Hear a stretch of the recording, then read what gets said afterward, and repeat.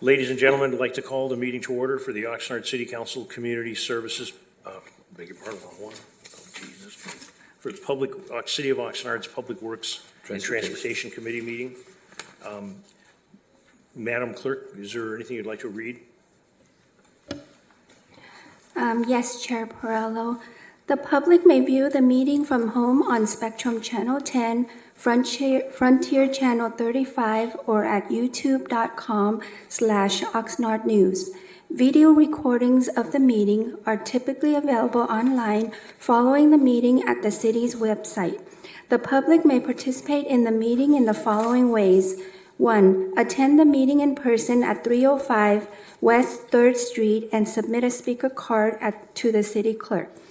2. Submit a request to speak remotely by no later than 3 p.m. on the day of the meeting by using the form available at www.oxnard.org/citymeetings. And 3. Submit an email to the city clerk at oxnard.org or contact the city clerk's office at 805-385-7803 no later than 3 p.m. on the day of the meeting. To provide public comment during the meeting, please dial 888-475-4499 and enter the meeting ID and passcode located on the agenda. Public comments will be taken following the announcement of the item.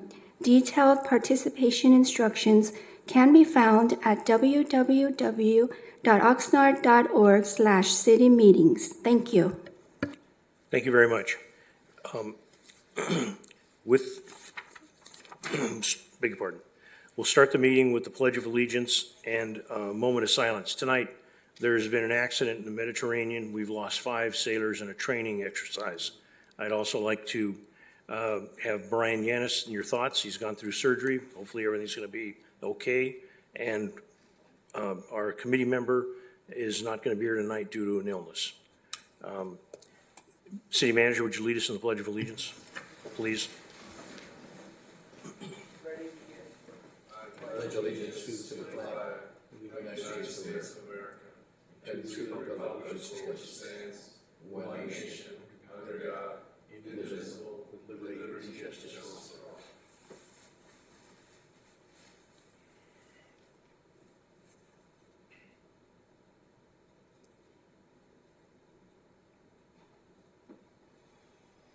Okay, thank you.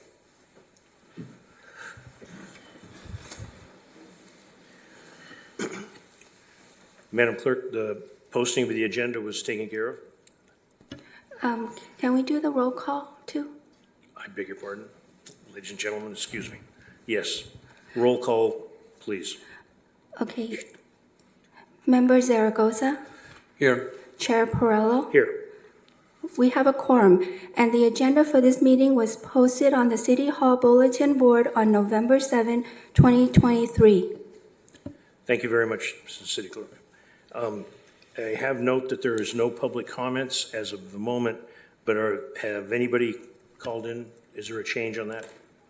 Chair Perello, there's no public speakers virtually or in person for this item. Okay. The first item on the agenda, the consent agenda, is the City Clerk Department approval of the minutes. The recommendations of the Public Works and Transportation Committee approve the minutes for October 24th, 2023, regular meeting as presented. Do we have any public speakers on this item? Chair Perello, there's no public speakers virtually or in person for this item.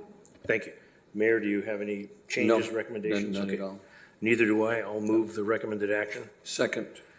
Roll, please vote. Motion passes 2-0. Thank you very much. Next item on the agenda is reports.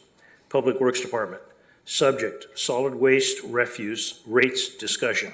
The recommendation that the Public Works and Transportation Committee recommend that the City Council provide comments and that the Public Works and Transportation Committee recommend that the City Council provide comments and feedback on the goals, variable input, preliminary scenarios, and the process and timelines for solid waste rates. Due to the voters approving Measure M, there is no pre-recorded presentation video but is available online. But there will be a live presentation to be provided by the consultant. The contact person is the Public Works Director, Mr. Wolf. And hello, Mr. Wolf, thank you. Good evening, Chair, committee members. Michael Wolf, Director of Public Works. As indicated, we do have a pre-recorded measurement video by staff. We also have our consultant, Raf Tellis. Terry Bovary is here today. He'll give his presentation that would be specific about the financial plan and some of the key inputs into the model. So we'll have Terry come up and give his presentation if you don't mind. Mm-hmm. Sure. Okay.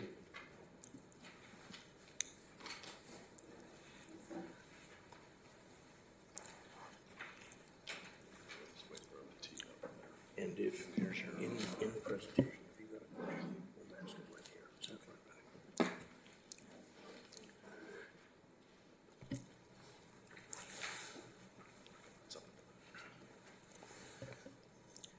Good evening, everyone. Thank you. For the record, my name is Terry Bovary with Raftalis. I'm Vice President and lead for the, thank you, Michael, and lead for the solid waste cost of service study. Tonight we're going to be presenting a preliminary results of the findings of the evaluation. And I would just like to say, Madam Clerk, are there any public comments on this item?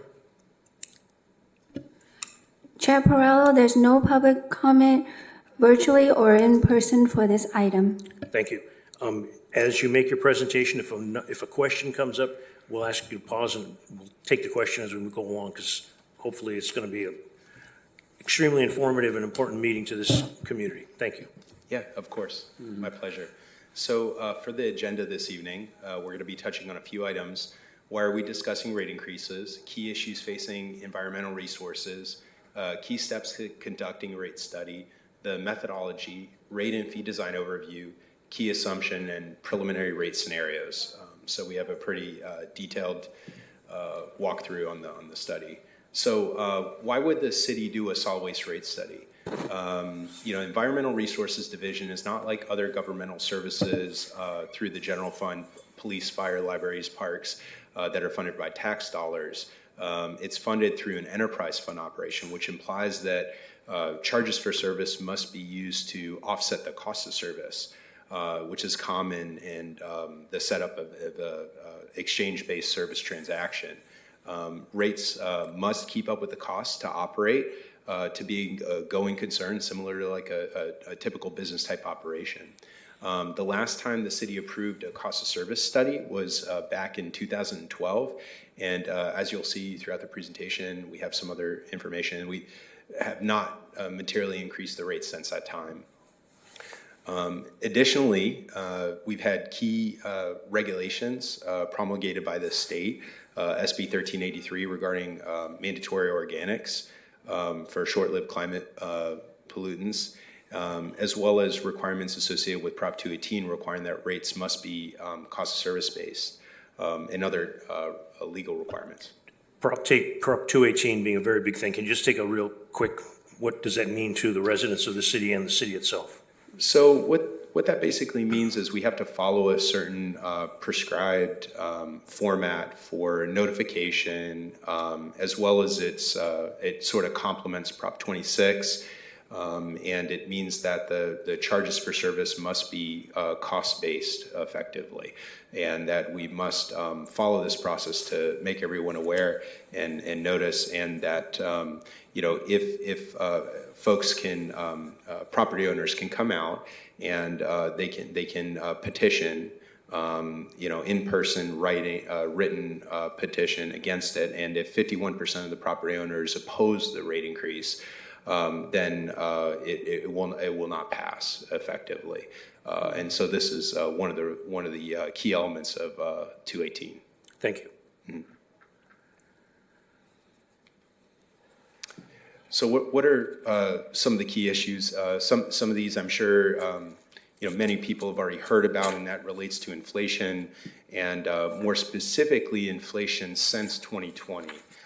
We've had a really steep uptick, and that's impacted operations, and we're going to talk a little bit more about that in detail. Capital reinvestment. So not just has inflation gone up, but we're at a point where much of our equipment investment in our facilities, like our material recycling facility, the Del Norte facility, the transfer station, is at end of life. And we're going to have to replace all of these assets. And one of the things I did was to go back and look at the audited financial statements and identify what was the original investment that the city made in all this infrastructure to operate the solid waste operations. And this was a roughly $60 million investment, which does include investment in land as well. But the vast majority of that is going to be depreciable assets like your trucks, your garbage trucks, and your facilities. So we're at end of life on many of these things. The city has already made some investments to replace some of the fleet through some capital lease debt issues, which we'll talk about a little bit later. But there still remains a significant amount of capital investment that needs to be accomplished in order to ensure that this business operation is sustainable and doesn't have any level of service issues going forward with failing equipment, missed routes, things of that nature. And then the last element, and I touched on this, is that there are a series of different regulatory requirements that are effectively unfunded mandates where, we have to, it increases cost of operation to address these regulatory requirements. And therefore, we need to pass those on through the user fees, through the cost of service, if we're going to be able to ensure that we can provide these services and stay in compliance. And Terry, can I, quick question? Yes, sir. The unfunded mandates, that we're talking about I think that's something that the public needs to understand. Yeah. Those pass-throughs and as you said, we've not had an increase dating back to 2012. And those pass-through, whether it's landfill, whether it's mandates, whatever, it's something that we have to actually make up.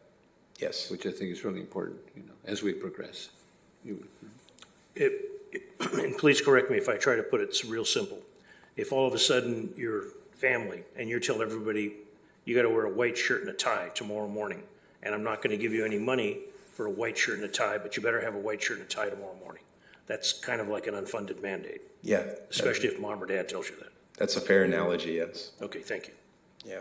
So we'll talk a little bit more about it, but one of the ways that the unfunded mandate materializes in terms of these financial planning evaluations like we're doing here today is, for example, we'll need to increase the number of routes because we have to collect more receptacles that are at all the different properties. And so that means that we need more vehicles, more labor in order to go out and do that. And one of the things that I wasn't necessarily going to touch on in the presentation, but I think it's germane to the discussion this evening, is we've seen labor costs go up pretty significantly and overtime expense go up pretty significantly trying to meet these increased requirements of going out into the field and servicing all these routes. Since these regulatory requirements have been in place, we've not really increased labor staff, as I'm made to understand, and so that's why we're seeing some of these other costs in proportion go up. And Terry, I hate to belabor this thing, but many years ago there was only one truck, and you picked up the refuse, whatever recyclables, or one truck, and then we ended up with having a green waste, or no, back up recyclables. That was another truck, and now we got two trucks. And now we have, the Green waste. the green waste and so forth, and that's another truck. Now we're using three trucks as opposed to one truck. Right. And three drivers, so. Yeah, and I mean, without any additional increases. Yeah, and it's interesting because, most people don't realize that their, solid waste bill that they pay on a monthly basis is typically comprised about 2/3 collection, about 1/3 disposal costs. It's a rough approximation, not always the case. But as that collection cost increases, you're having to add more routes. That's a larger portion of the total cost that's getting impacted in that area. So, but my point there is that there's also the disposal element, and the cost to process organics is not inexpensive either. The cost per ton is very high, and you've got to take that to a special facility that can handle it properly. That's right. So these are some of those examples of these regulatory requirements driving up on the cost of service. So what are some key steps in conducting a rate study?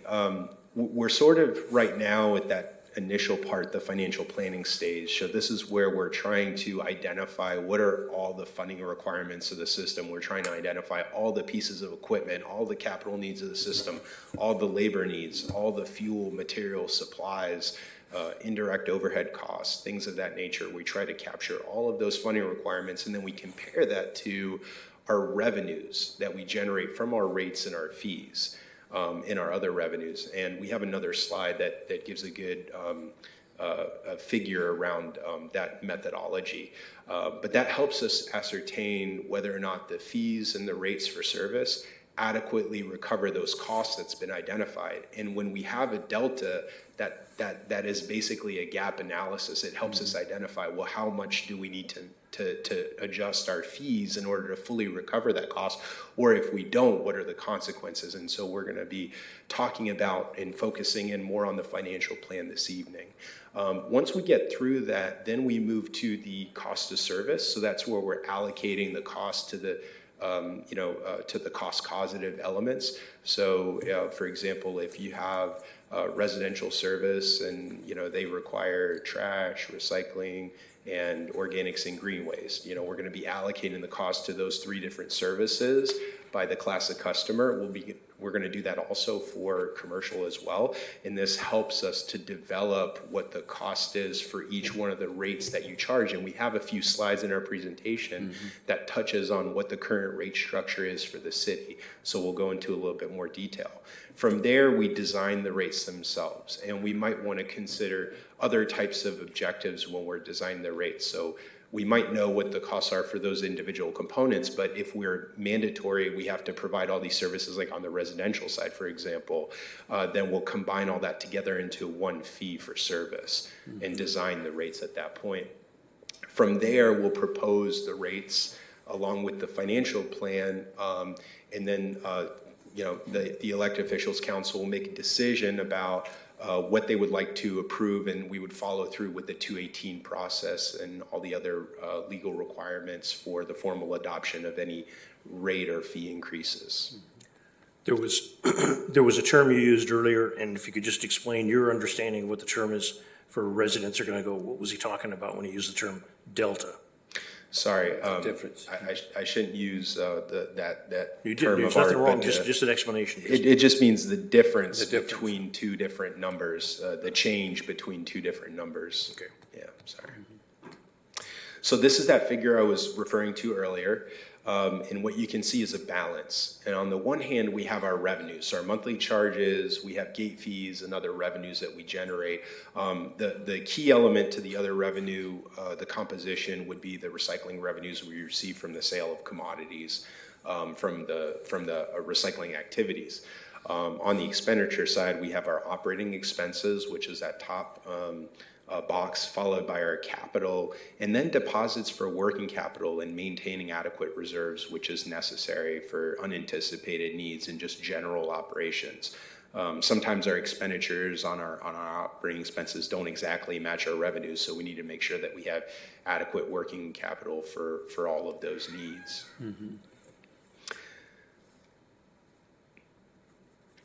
And in terms of the rates and fee design overview, we must follow all applicable laws and regulations, including Prop 218 and 26. We already touched on the procedures at a high level for Prop 218.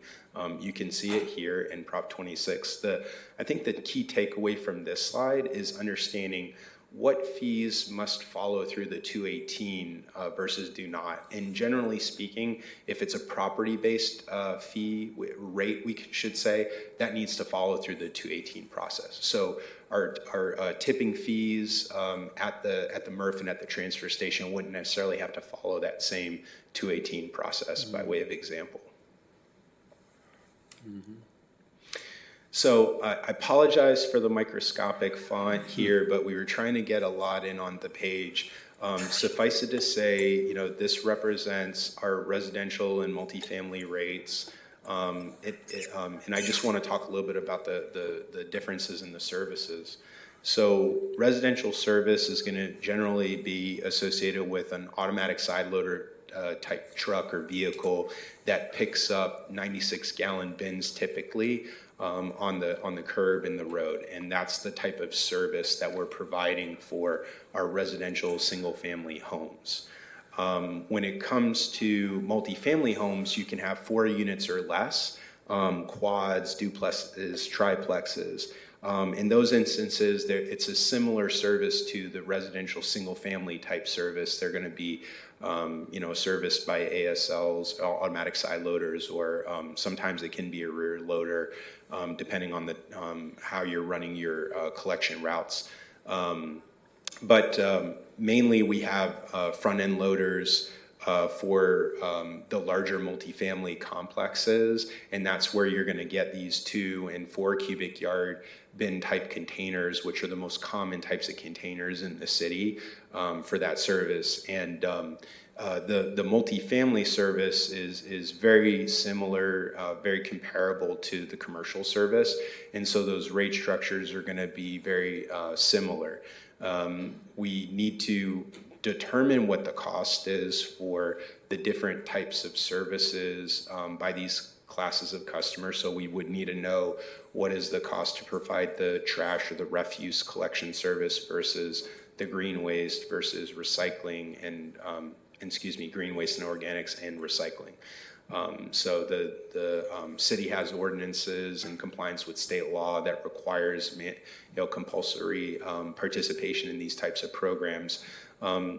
But we do need to develop fees that are going to be specific to the levels of service that these customers are going to request. So if you have a bigger container, you're going to pay more than someone with, relative to a smaller container, generally speaking. So we go through this process in the rate structure, looking at the rate structure, the different types of fees, making sure it's consistent with the cost of service, and that's when we get into the later portions of the evaluations with respect to the design of the rates and the cost of service allocations. But again, as I mentioned before, we're going to be talking, here's a listing of the recycling and green waste service rates by way of example for the industrial customers.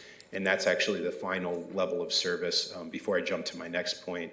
And that's often, that is provided by a roll-off. So you have, typically a truck will go out to the site because these are very large containers and they can only pick up one at a time, and then they'll go and they'll dump them, at the transfer station, and then those will get put into a tractor trailer and then brought to, particularly if it's trash or refuse, to the semi landfill.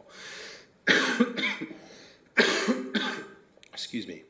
So industrial service is going to be is sort of that third level of service that's a little bit different from the single family style. So we use different trucks, different levels of waste that are being generated, and we're looking at allocating the cost to the cost causative elements in the study to come up with our rate design. But as I was going to mention before, our main focus is more on the financial plan. And here you have the fees that really wouldn't be applicable to the Prop 218 process, but we're also looking at these as well because they're key to driving a fairly substantial amount of revenue for the transfer station and the MRF at Del Norte. Question. Yes, sir. These last 2 slides. Yes, sir. The trucks at a commercial bin, the front loader. Yeah. There is a fee for a standard customer that has a front loader required truck. When he fills his trash can, whether it's half full or full, he pays the one fee for the container pickup. Or is there a mechanism in the truck that weighs how much trash is in his dumpster, and he pays a fee for the bin and a fee for the trash? That's a great question. So you have a little bit of both going on in the system with the city. So for commercial service, typically you're paying for a monthly fee for a certain size container to be picked up a certain number of times per week. Typically 1 time per week if it's trash, let's say. But you can request a higher frequency of collection. And that's going to be for your commercial and multifamily, and we're using a front-end loader in those cases.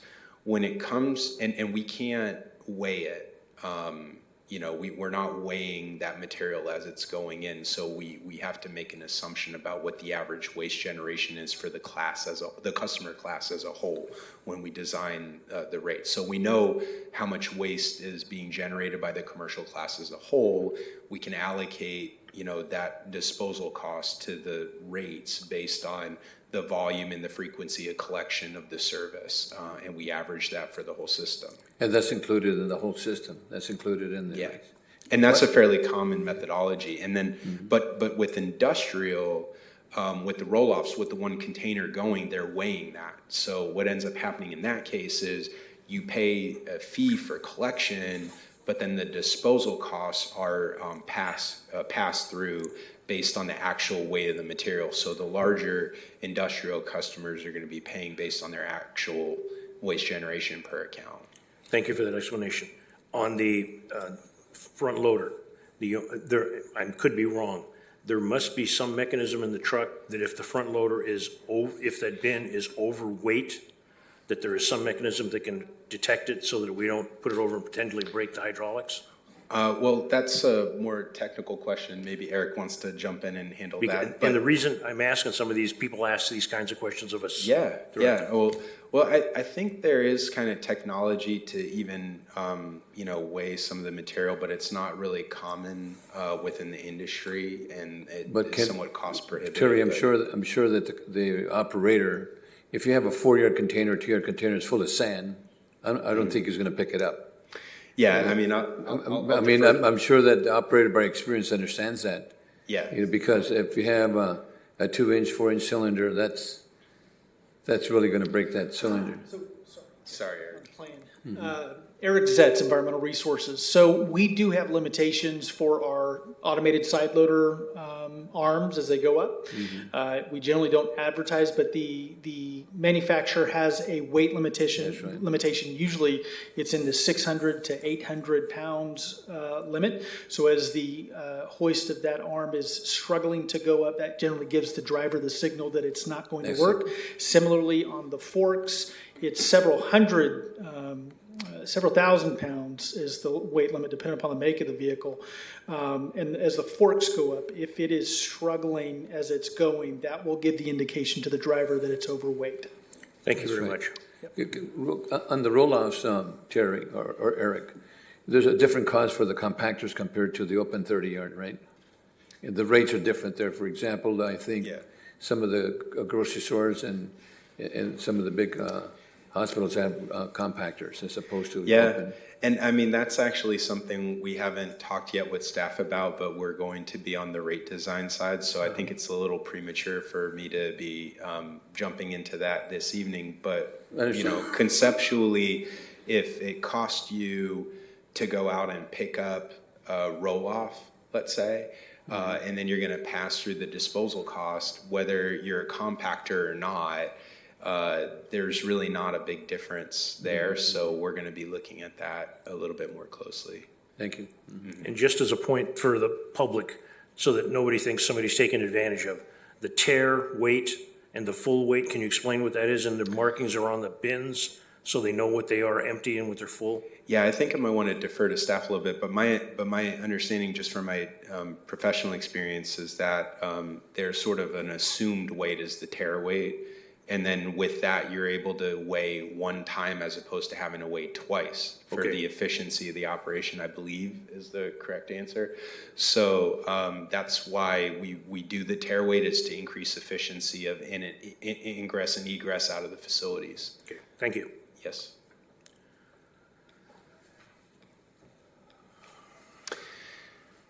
So with respect to the financial plan, there are several key factors that were considered: inflationary assumptions, growth and demand, the operating budget, the capital needs of the system. And to that end, one of the things that we did was request a listing of every fixed asset that the Environmental Resources Fund had through the finance department, which was very helpful in enumerating every piece of equipment and based on their age and what it cost us to acquire it at. And then we can use that to develop a projection of when we're going to need to replace it based on assumed service life for those vehicles. Typically for an automatic side loader, in my professional experience, we see these vehicles get replaced anywhere from 6 to 10 years. If they go beyond 10 years, you can keep them much, much longer, but generally speaking, they might be more of a reserve vehicle. Or if they do go that far beyond that period, they might have been a rebuilt vehicle to extend the life. But just to kind of give you a feel, generally between a 6 to a 10-year range. The financing of those types of vehicles can typically be between 5 and 7 years. Because of that, you want to try to finance it for generally a shorter period duration what the total life of the asset is. So these are some concepts we'll be bringing up again in the presentation. But the capital plan was an important consideration, although not the biggest driver of the finding of our valuation. The operating cost was really the biggest element here. So in addition to that, we considered the debt service. What I mean by debt service is sort of, and I'll put it in terms of personal finance, it can be equivalent to like a rent payment or a mortgage payment, for example, to pay for a major expense to live personally. So for business operations, capital, we use debt to try to minimize rate increases to our customers and finance this over time. And that benefits ratepayers, but it is a fixed cost requirement that we have to meet every year, and eventually we fully pay it off. So when we refer to debt, we can be referring to the debt service required for the funding of the fleet vehicles, either through a capital lease, or we can do a loan for larger facilities like the Del Norte facility if we had to replace that. By way of example. And then the last element I touch on that is the reserve targets. And the city has some minimum standard policies for cash reserves, roughly equal to about 90 days of operating expenses, or 25% of the operating budget, to give you a feel for the reserve target. So, Can you explain what you understand 90 days and 25% to mean for the general public? People have already this evening been asked, why is the reserve rate so 25%? That's too much. Yeah, and I don't agree with that. But I was actually going to say, And that's operating. Go ahead. Yeah, I generally see reserve targets higher than that. So I believe that's a true minimum, 90 days. And what does that mean? That means that we have enough cash that if we did not collect any more revenue from that point on, we would have enough money to operate and fund our operating expenses only, not our debt or our capital, but just our operating expenses only for a period of 90 days. And so then it's similar from a personal finance. If you had enough money to cover your mortgage, your rent, and maybe some other basic living costs from month to month for 3 months effectively is what that 90 days equates to. And Terry, one additional explanation, I think operating expenses is different than cash reserves. It is, yeah. I think people need to understand that too. So our operating expenses means our year-to-year, day-to-day type expenditures that we incur. So we have to pay our laborers, our vehicle operators, we have to pay for fuel, we have to pay for maintenance. So anything that it wouldn't be classified as a capital expense falls into the operating expense bucket. There's these two basic buckets of expenditures. And there's sometimes some gray area between what you put into one bucket or the other, just speaking from an accounting perspective. But generally, we can say that capital is going to be anything that's going to have a service life of greater than a year. Typically, the capital equipment for the solid waste fund is going to have a value as defined by the finance director pursuant to the policies of the city, greater than some amount. Typically, I see anywhere from $500 to $5,000 as a minimum threshold. So you exceed that, and it has a service life greater than a year, it falls into that capital expenditure bucket. But for most people out there, what we're really talking about is our garbage trucks and our Del Norte facility, and those are the key capital expenditures. So everything else not related to that is really what falls into the operating expense bucket.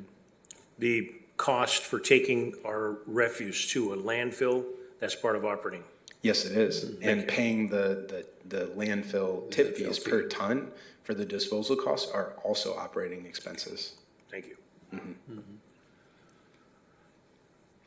So when we developed the financial plan, as I mentioned before, our objective was to try to identify the holistic cost of operation, all of the different elements of cost, all of our operating and all of our capital expenditures within the financial plan. And to do that, we need to start with some basic assumptions. We start with the customer billing statistics and the tonnage statistics, because that's basically why we're in the service of solid waste collection and disposal. Without the residents and the tonnage being generated, there wouldn't really be a need for service at the end of the day. So it all starts with looking at that and what those needs are. And then that enables us to develop a multi-year financial model that can take those statistics and help forecast not just your expenditures, but even also your revenues. And we do some work to try to reconcile those, and that's actually still an ongoing effort. But we feel pretty confident tonight presenting some preliminary findings with respect to the financial plan. But the key element here when it comes to the statistics is that we looked at the DOF, the Department of Finance projections, and generally there were some projections that declined for the total county. So we assumed that tonnage statistics and growth would generally remain constant for the forecast period. To the extent that you would realize that, you could update the plan in a few more years, let's say, and that could ameliorate or reduce the need for maybe some identified future year rate adjustments. But we think this is a reasonable assumption for planning purposes today, and links back to a reliable source for the basis of the assumption. I've already kind of talked a little bit about what the key services are, and so those revenues are going to relate to the monthly rates, industrial roll-off rates per pickup with the pass-through, and then the gate fees that we're paying on a per-ton basis as well.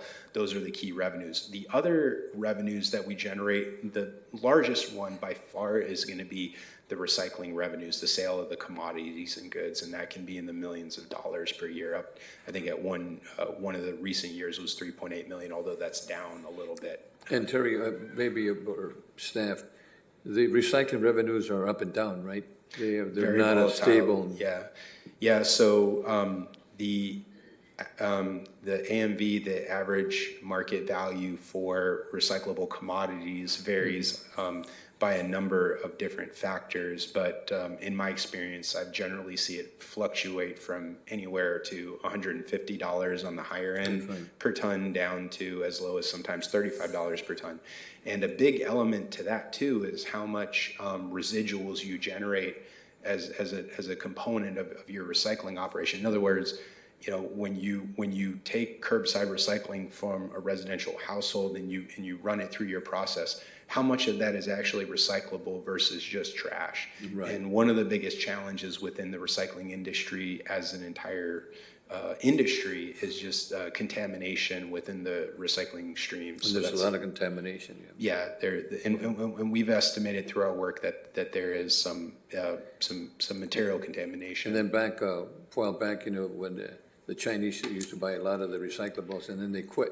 Or they were very specific of what they wanted. Yeah, so that's probably a 20-minute conversation alone. But back in 2018, China instituted the National Sword Policy, which eliminated all inbound of curbside recycling. And the way they did that was they said that for us to receive curbside recyclables from the U.S., it must be 99.5% clean. And the best generally that anybody can do in the U.S. is maybe 2 to 3% clean. So it just it generally was basically a ban on all curbside recycling. And so what immediately happened was they started diverting all these tons to other countries in Southeast Asia, and you started having laws that were getting implemented by other countries, Thailand, Singapore, Vietnam, things like that. It was a bad situation. But going back to contamination, I think that the public, whoever's listening, is really important that they separate the recyclables as opposed to the contamination part of it. Yeah, and that's something that costs money too, because if you want to implement an education program to make people aware around how to do these things, you need to have the adequate funding in order to be able to even do that. And I think that's kind of, a sort of underlining message here with this presentation is that we're behind the mark in terms of our operating costs. And if And the we organics too. yeah, and if we can't, and the mandates and the capital needs, and it's all kind of coming around the same time, unfortunately. And if we can't get our revenues up higher to cover all of these costs, then, we need to look, what are we going to prioritize, to do? And that goes back to not having any increases for the last 12 years. Yeah, that's a contributing factor to it, That's definitely a contributing factor to it. So I talked earlier about the capital needs of the system. I think I was talking with staff, and I believe James Torres, who oversees MRF operations with other, and we were discussing how there was a presentation that was made, I think, to council several years ago, and there was a question around, how much longer do we have with the material recycling facility? And at that time, this might have been 2018, it was estimated to be about 5 years. So we've really come to the point where that facility is in dire need of a roof replacement, that the equipment needs to be replaced. And so what we've done within this financial plan is seek independent cost estimates for replacement of that equipment, and we built that into the financial plan, and we estimate that in the range of about $36 million. And so we've assumed some debt financing to build that into the plan as our baseline assumption. So that was one of the key assumptions within the plan. The other element, sorry, is there a question? The question is, you talk about long-term debt. Is that the 20-year thing? Yeah. Okay. Yeah. So we try to size the debt with the life of the underlying asset, and typically material recycling facilities, because of the nature of the equipment that is installed, 20-year service life is customary to assume. So this is what we've done. This would need to be revalidated if the city wanted to move forward with this plan. But we think that this is a reasonable assumption, and we've assumed a 5% rate, which the city may be able to earn a slightly better rate. We don't know, but we think it's a reasonable assumption for planning purposes at this time. I have a question. You mentioned replacement of the roof, and we've also talked about replacement of the MRF itself. Is there consideration of knocking the MRF down and building a new one, or maintaining the shell structure that we have and replace the guts? I'll defer to Eric on that question. Yes, thank you. So one of the aspects of the Del Norte site is that it is regionally located. So it's the place to be. Right. We have received requests from others that want to do business with us just because of that location. There's also a great amount of infrastructure, concrete, rebar, footings that have been established for the existing site. And so what we've sought after is a replacement on the existing site that's there. So the $36 million cost is to give us that same regional effect to the region of having a facility at its location, but then to also take advantage of there's an underground tunnel that our transfer trucks go through. The tipping floor drops into those trucks and they go out to Simi. So we want to take advantage of the infrastructure that's there and build a shell and whatnot on top of it. And that's what that number represents. If we were to have to put in that infrastructure at a new site, that amount would go up. That'd probably be double what than replacing the shell. Yeah. So just so that I can understand it in plain English, you're looking at keeping the stuff underground in place and potentially everything above ground being changed out? Correct. Okay, let me ask a common sense question, I think. If we are planning to do that, then why replace the roof? You'd probably replace everything in one shot. Yes, and that's an option. So the scenarios that Reftelis is going to get into is going to give you options. Okay, So if you all did, right. yeah. So, but we'll get to that. Okay, thank you. Point. Yeah, we didn't cost out a complete rebuild of the facility, but I've done it for other studies in other parts of the country. And generally speaking, a facility of this size, don't hold me to this, but if you wanted to rebuild it, you may be in the range of $50 to $60 million by way of example. So it would be more costly, I think, if you wanted to just completely redo the facility. But the cost for the $36 million really gets at all of the equipment, the balers, the belts and the conveyor systems, all that kind of stuff that would need to get replaced. One of the options, as Eric mentioned, is a scenario where we don't completely replace all of that equipment, and we do smaller investments. The benefit is that you have a lower cost in the near term. The drawback to that is that you might have a greater cost in the longer term, and it doesn't address the entire system. So by way of example, if you were to replace one segment of that line of conveyors, let's say in the MRF, you've addressed one part, but you're only as strong as your weakest link. So then if another part ends up breaking, you still have the stoppage that has to occur to repair that, and you're out for some period of time while the materials are kind of building up at the facility, by way of example. If it was a human body and the foot hurt and you fix the foot, but the knee and the hips hurt, you fix the Yes. foot, but your knee and hip still screwed up. Yep, exactly. So just a question, in your experience and what you've done, have you come across where there has been a replacement of the entire facility? The reason I ask, if in the replacement of the entire facility, what does the city do with their trash during that period? Oh, that's a good question. Well, in my experience, you can take it to another facility, get processed while it's out of commission. But you would also have some planning around that too, to ensure that maybe you can continue to operate optimally as best as you can. But yeah, Okay. but maybe Eric wants to jump in as well. Yeah, so we would put in a alternative plan where we would have materials taken, just as Terry has said, to other sites and other locations. If the processing belts were not up at that time, we would not be able to process that material. We'd have to account for that, for those belts being down. So we would down certain belts and keep certain belts up at a time and kind of work in tandem.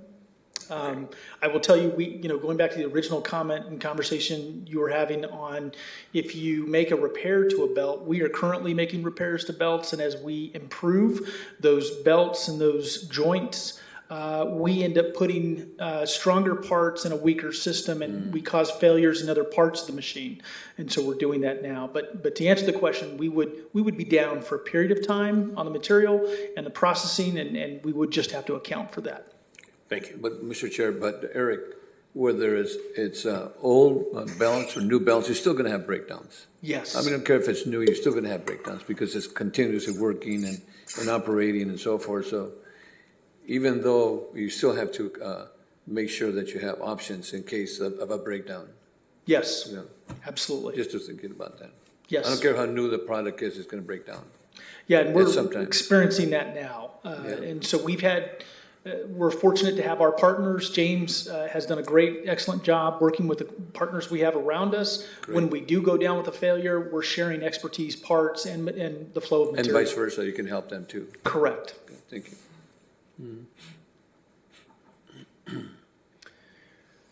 When it comes to the other capital elements beyond just the Del Norte facility, we do have our fleet, and the city had issued some debt in 2022 to replace a good chunk of that fleet. I'd say it was about a $10 million investment in vehicle replacements that's already been made, but we still have substantially more vehicles that would need to get replaced and purchased in the coming years as they reach end of life.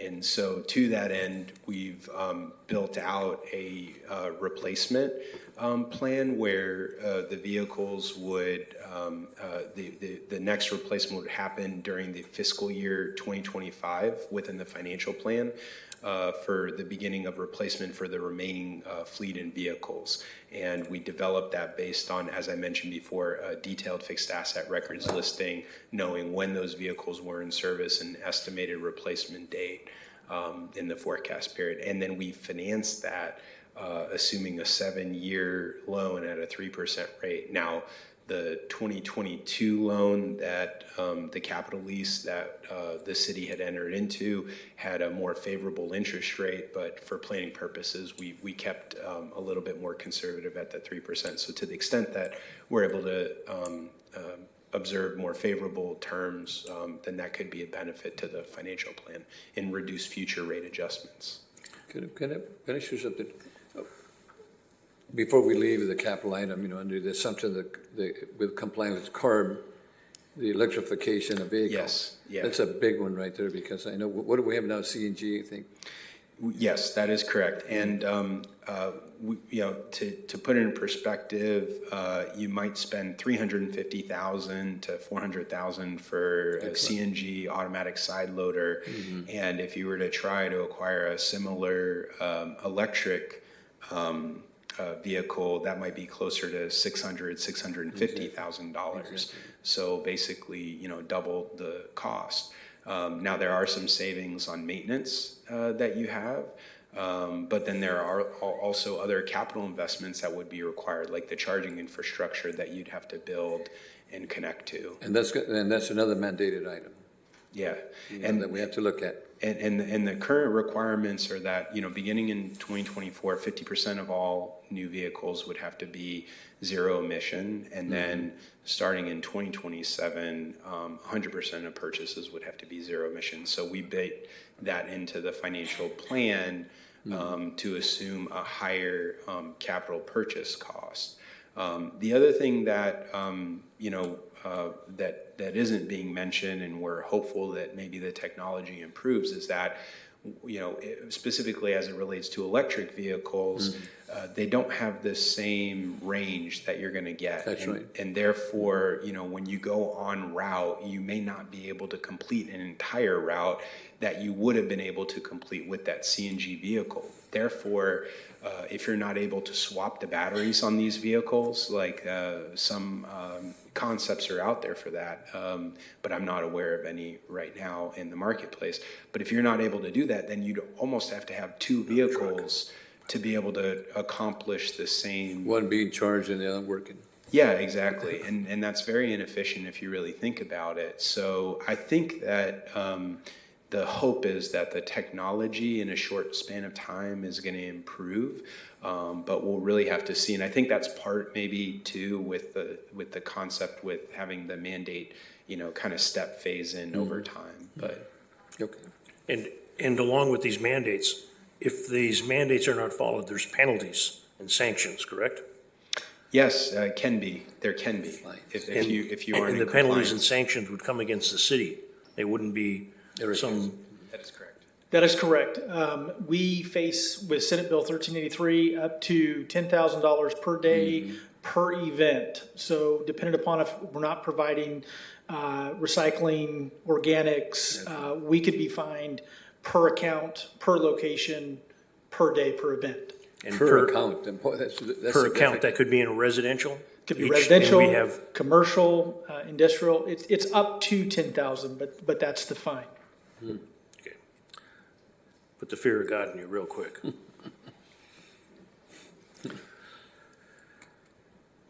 So we're going to talk a little bit more about the key assumptions regarding our operating expenses. We talked a little bit earlier about what constitutes operating expenses as opposed to capital expenses. The pie chart to your right has quite a few things going on, but is there to give you a feel for the composition of the annual operating costs of the system. So one of the first things you're going to notice is that labor is a very integral part to providing this service. We have to have drivers, we have to have loaders, and we have to have other staff at the facilities to operate the MRF and also to convey all those materials to their final destinations, whether it be at the landfill or at a composting facility or an organics processing facility. And so we need quite a lot of people in order to do that. The second largest cost is tagged, that green pie chart on the bottom, roughly 23% is disposal costs, and that includes the tipping fees that we pay to the landfill, the semi landfill, as well as the green waste fees and the organic fees. So the combination of personnel and disposal is nearly 70% of the total cost. And then when you add in maintenance and fuel, you're at a much larger percentage. And then we have some other costs like indirect overhead cost allocations, which are basically costs that the general fund provides to the enterprise fund, and that the enterprise fund has to cover, along with other contracted services, professional services. For example, I'm here today, I would be considered a professional service. Although I wouldn't be an annually recurring cost. And that's the other thing too with operating cost, is that generally it's kind of level and it inflates, but you do have, non-annually recurring costs built into that. And so that was one of the things in our procedures that we looked at, is the historical trend in these costs and what the budgets were, and discuss with staff in the formation of our forecasting assumptions. And so we looked at the 3 years of historical trial balances, some of which were audited and some of which were not. 2023 was unaudited and is still preliminary. So all that formed the foundation for the fiscal year 2024 operating costs, and then we developed a financial projection from that point. And on average, the operating expenses were projected to grow about 4.5% per year. And we have a bit of a jump in 2025, and that has to do with transfer payments back to the general fund that was assumed in 2025. And I'm just jumping to my operating expenses to give you the exact assumptions here. Bear with me here. Is that the infrastructure use fee? IUF? Yes, the IUF. Yeah. Ken? And it's approximately $3 million per year, and we assume that starting in 2025, I believe. For the residents that will be watching this or other council members, just give the public IUF, what are we talking about? Infrastructure use fee, and it relates to, Michael, maybe I'll let Michael handle this. I know that there was a law litigation, et cetera. Right, so the infrastructure use fee is associated with the cost that the utility would have to pay for pavement repairs to the city's street improvements associated with their use of that facility. So as you mentioned, there was a lawsuit, and most of the fees and rates were reduced by a certain percentage a couple of years ago. We felt like in the cost model, we needed to make that assumption that that would start back up again once we go through that process, go back to the courts and get that finalized. So this would be associated with having to pay the fair share component of pavement improvements for the use of the refuse vehicles on the streets. the wear and tear. And the basic gist is the trash trucks, empty, loaded, they're heavy, they're extremely rough on streets, and as has been mentioned, 3 pickups per residential or commercial account, depending on what we have. It adds wear and tear, which somebody's got to pay for. So we compensate the general fund for this with the infrastructure use fee, and it was back and forth, and it was simply, it's been deemed legal, but the method that we used was a problem, and so now we're paying it back. And I see city attorney looking at me. Is there anything to add to that or not? I just want to get it out of the way before we go further. No, I have nothing. Okay, thank you. City manager, is that okay? No, that's a fair summary, and we're looking forward to going back to court. Thank you. Thank you very much. So that's why when you take a look at this chart, you'll see a bit of a bump in the first year from 24 to 25, and then it has a slightly lower rate of growth after that point. So 4.5% on average for the forecast period, but I think after 25, it's closer to 3.5% or so. And we have a range of assumptions for the various operating costs. We escalate at the line item level of your budget. So we'll escalate labor costs differently than labor benefits. versus fuel versus materials and supplies and maintenance, and the composite that we come up with is what you see here. And then we've summarized it by the various programs, the departmental programs, so you can see a breakdown for the outreach program, cleanup and illegal dumping, which the majority of which has been eliminated from the plan. This is just what staff and resources are being used to go out and handle bulky collections, industrial collection, tip floor processing disposal. So you can see the services identified effectively through the breakdown of these operating costs by component. And is that a reasonable number, the 4.5 growth? I think so, yeah. When you consider the fact that we have that $3 million bump up in 25, and then the growth rate dampens down for the out years. So it's a good rate to look at. For planning purposes, yeah. Yeah. And I think going back and looking, because I mean, the one thing we know is that our longer range forecasts are going to be wrong. And we're just trying to make the best estimate we can for financial planning to be prudent and ensure that that these projections are attainable, so that way you can be a going concern of operation, continue to provide service for the public health. And then we can welfare. adjust accordingly in the future if we need. Yes, yeah. So that's where, thinking about, putting bounds around how many years you want to adopt, and then coming back and reevaluating that's where that kind of calculus plays into it. Good.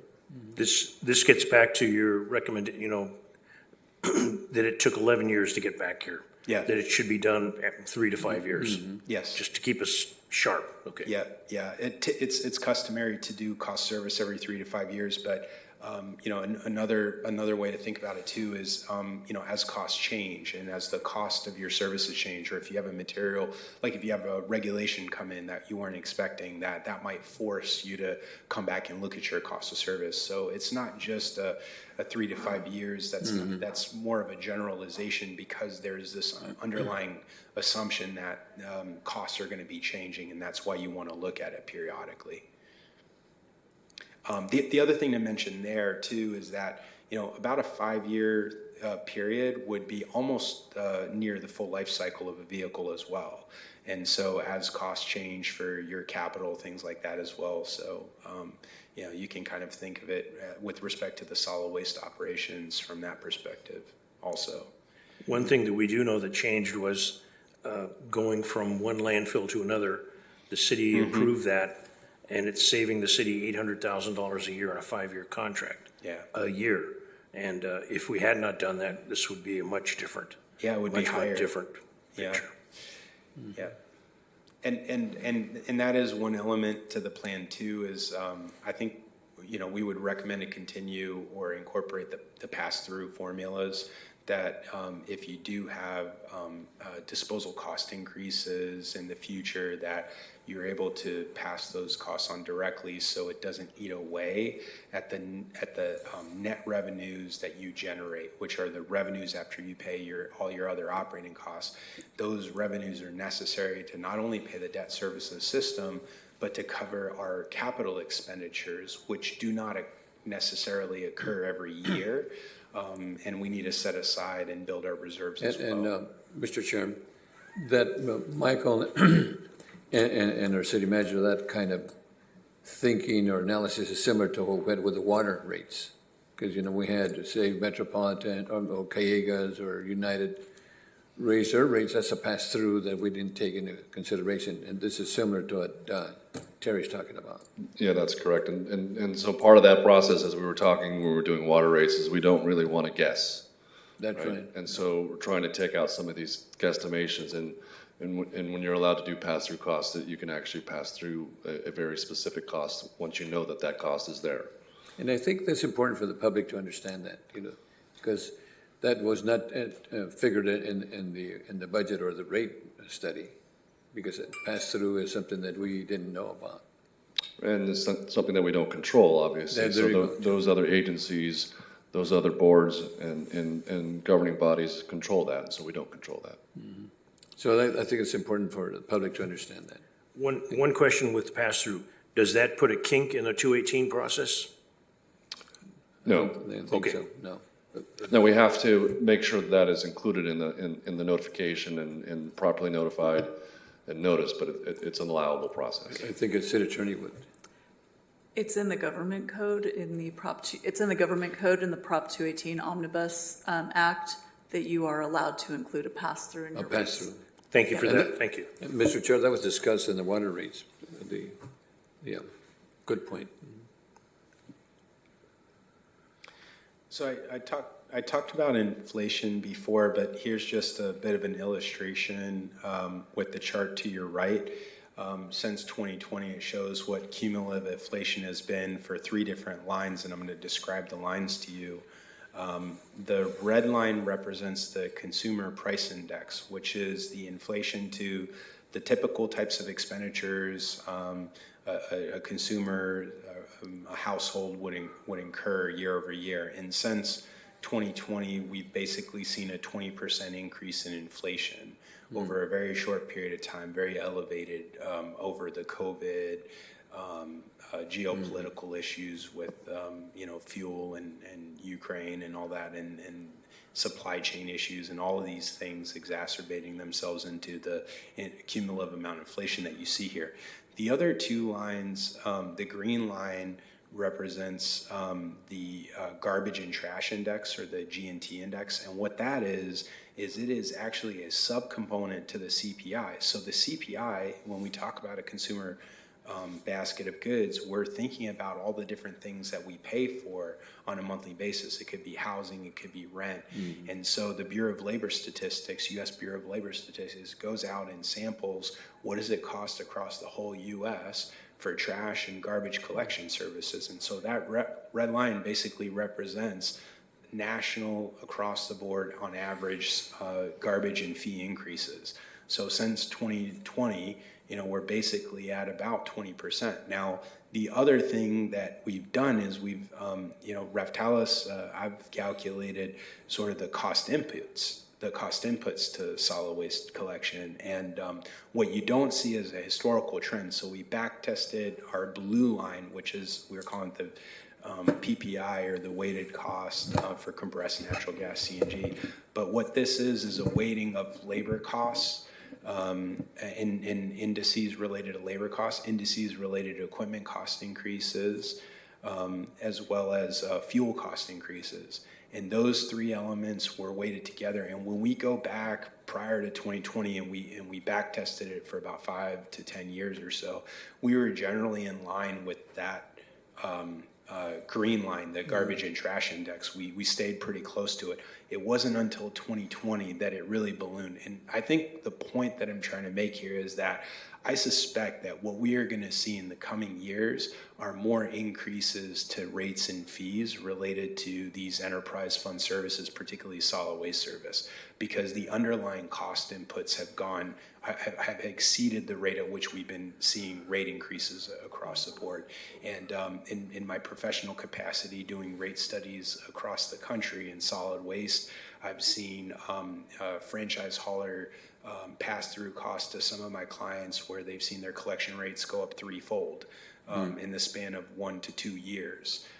And so the municipalities have been absorbing that cost and phasing in the increases to their customers at the degradation of their cash reserves while they've been trying to do that. And that's been needed because, a lot of times these contracts can get entered into for long periods of time. Those that provide the services themselves, they realize those cost increases real time. So that's the dynamic here, is that we have, a lot of services that are sometimes contractually provisioned and sometimes in-house operated, and there's some differences there. But my point is that for those that may be on franchised agreements and those are not yet expired, you wouldn't necessarily see that increase in the rates today. But as soon as those contracts come to renewal, you're probably going to see a lot more pass-through, is what I think this somewhat suggests. Because they're obligated to the contract.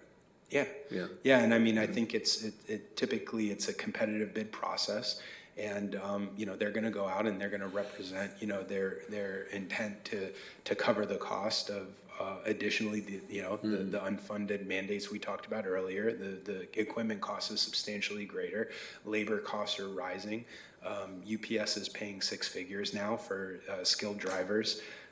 You know, That's it's, right. it's not, we have a lot, I mean, when leading up to, you know, the significant increase in the need for CDL licensed drivers. So, Mr. Chair, looking at those graphs, you know, for the last 12 years, and we were really not paying that much attention to what we were doing in our solid waste rates, Yeah. taking all this into consideration, you know, so. Well, it can sometimes be difficult because if your expenditures, as I mentioned before, with the capital is non-linear, which means that you're not going to be observing it every year. Yeah. And in our case, you know, we have to replace all our vehicles at once. You don't really realize it. And I think that, and we were talking about this with Michael and with staff leading into tonight's presentation, is that the city really got off starting in 2020 because inflation really picked up. You know, if you were to look at the vehicle costs back in 2019 versus where they're at today, and you look at the labor costs back in 2019 versus where they're at today, it's a confluence of all these things with the regulatory requirements, you know, that are placing this pressure. So hindsight's always 2020, but I think it's fair to mention that I think some of this was sudden. To some degree. Good point. Two questions. The red line, it's a combination of private and municipal haulers? The red line is the consumer price index, so that's going to be standard CPI. inflation, basically. I'm sorry. God, I'm sorry. The green line, is it a combination of private haulers and municipal haulers? That would be all rates and fees and charges across the entire country for collection and disposal service for a typical residential household. Private hauler and municipal hauler? Yeah, it doesn't make Okay. a distinction. It surveys kind of randomly across the entire U.S. to get a composite of what the inflation and garbage and trash costs Do you are. feel that So, you get yes. accurate numbers from the private sector and the public sector when you, this number, or can you trust that you're getting accurate numbers? Well, I believe that, I think that I can't really speak to the statistical validity, but I'm fairly certain that they have a good process through which the Bureau of Labor Statistics goes through, and I trust that it reasonably represents the inflation and garbage and trash services provided in the U.S. Okay. Now, the question along the lines of what the mayor asked on the very sharp increase in the line. Over, that is not just the city of Oxnard, that's across the board. So that is a what I would say like cost inputs to the service. So what has a weighted composite of labor costs, fuel, and equipment prices done, and that is Raftalis. That's my estimate to give you a feel for that. You know, these numbers, both inflation and the garbage and trash, are probably not really representative fully of the cost increases that, you know, we've seen. And Oxnard is a perfect example. We've not seen a rate increase in over several years. Meanwhile, the cost of labor, the cost of equipment, the cost of fuel has gone up dramatically. So Oxnard is actually a living example of this chart, if you think Okay, about it. so, but I don't think it answered my question. That is not just specifically Oxnard. It's, No, it's a Okay, national trend in So the cost national increase. trend, if others, this unfunded mandate stuff that the state, that the higher ups force Yeah, down on you. it's higher. If some of these organizations had never had to add more than one trash can, now they have to have two, now they have Right. to have three. That's what blow it up, not just labor or Yeah, inflation. yeah. So this is more of a national picture. It wouldn't really represent only in California, let's say, and you have different regulations in different states as well. But yes, I think that And this the is reason- a more national picture. And the reason I asked that, I'll show a bias. There comes a time when you have to look at labor costs. Yeah. You have to look at labor costs. But there also comes a times when sometimes labor costs will be pointed out, and people will go, well, you gotta go with a private hauler because it's gonna save you a lot of money. And so by that chart, the method of me asking, the reasons for me asking that, I cannot say the tremendous amount of it is labor.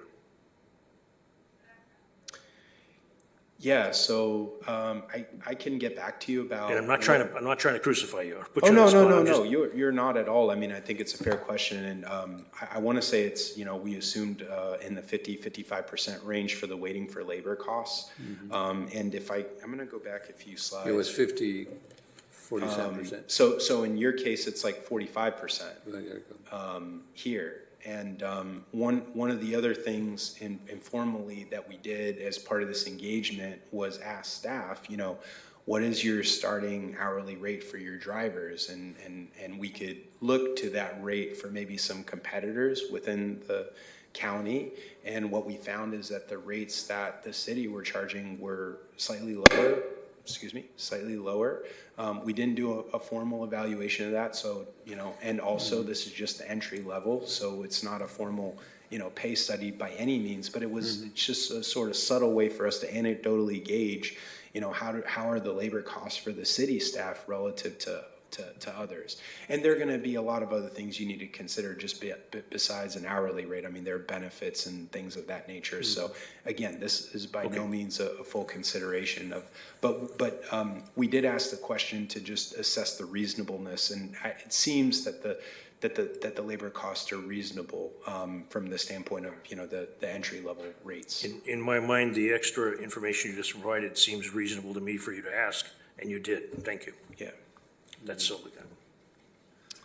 Yeah, that could be something that could be studied further if Well, necessary. I'll go a little further. Having nothing to do with this, but I'm taking chair's prerogative here, editorial. We have a sheriff in Ventura County going after a city in Santa Paula to get their people. And now the city of Santa Paula is resisting it, but they're going to have less than half of their police department. We're going to have possibly people coming after Oxnard to get the business, and that's why I asked the questions about labor. Yeah, and I mean, one of the biggest challenges I hear from a lot of our clients is getting the staff, to be able to provide the service. And that isn't really like a municipal or a private, it's a combined industry issue. It's just an industry issue, ensuring that you have adequate staffing and getting people into these types of professions. We are definitely experiencing that here. Yeah, it's definitely, and that's why you would expect that labor costs are going to rise, and they really have risen quite a bit for those that have the license, and the tactics that folks use to try to minimize those labor costs can include training people to get their license while they're working. They're a secondary hand on a truck, and then they're working to get, there are lots of different things you can do to try to get people into the industry. But a lot of folks are trying a lot of creative ideas to try to do that. But Mr. Chair, I think that Oxnard kind of helps the competition. Yeah. Our MRF and also the collection. And I mean, in the case of Oxnard too, I mean, it should probably be mentioned that that the union contracts with the labor have a stated rate for increase, so those have been baked into the forecast. Mm-hmm. Thank you. Thank you very much. Mm-hmm. Mm-hmm. So this is a high-level overview. We have a much more detailed projection within the financial model for the capital needs of the system, but we tried to roll it up to their high-level categories. So the first table represents the expenditures by type of equipment or capital, and then the second one is how are we going to fund it? What are the funding sources to fund that? And so you can see that the values balance to one another, both the funding requirements and the funding sources and uses, if you will. You can see that we have facility costs identified, of about $9 million in 2026, and then $20 million in 2027, and then about $16 million or so in 28. This is all for the roof and the replacement of the equipment. And then we have other types of equipment, small, minor units of capital, like smaller vehicles, things like that. The other big element of capital in 2025 and 2026 is replacing the rest of the vehicles. And just to kind of give you a rough feel, we did $10 million of vehicle replacement in the last year or so, and we probably need to do that, 2 more times over. What's inflation, basically, is where we're at. For our fleet replacement, that's what we've identified. And we won't need to do that kind of reinvestment again for some time, because, these vehicles are going to have, a 7 to 10 year life, basically. So this will carry you on through another period of time, hopefully. On your bottom chart, the Yes. second line, environmental resources, second contamination. 24, we have 0, 25, 0, 26, 300,000. Was there a carryover from 24, 5, and now we have 326? Yeah, we had worked with staff to defer some of the capital that may have been budgeted or identified in the fiscal year 24 and 25 to minimize the burden and to allow for the presentation of the financial plan, because much of the capital that you see before you would require the need to raise rates in order to have the funding in order to do it. So that was part of an exercise that we went through with Michael and his staff. Okay, thank you.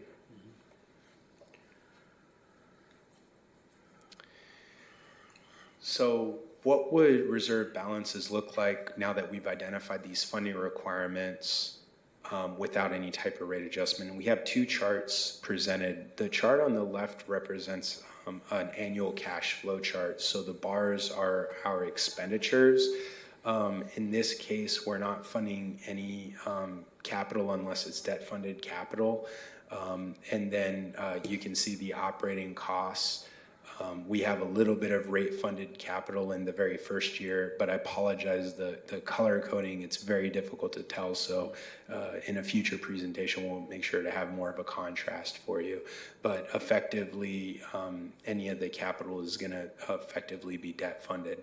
The green line represents the revenues under the existing rates, and you might notice a little bit of a drop from 24 to 25 in that line item, and that's associated with the IUF payments from the city that are going to be ending in 2024.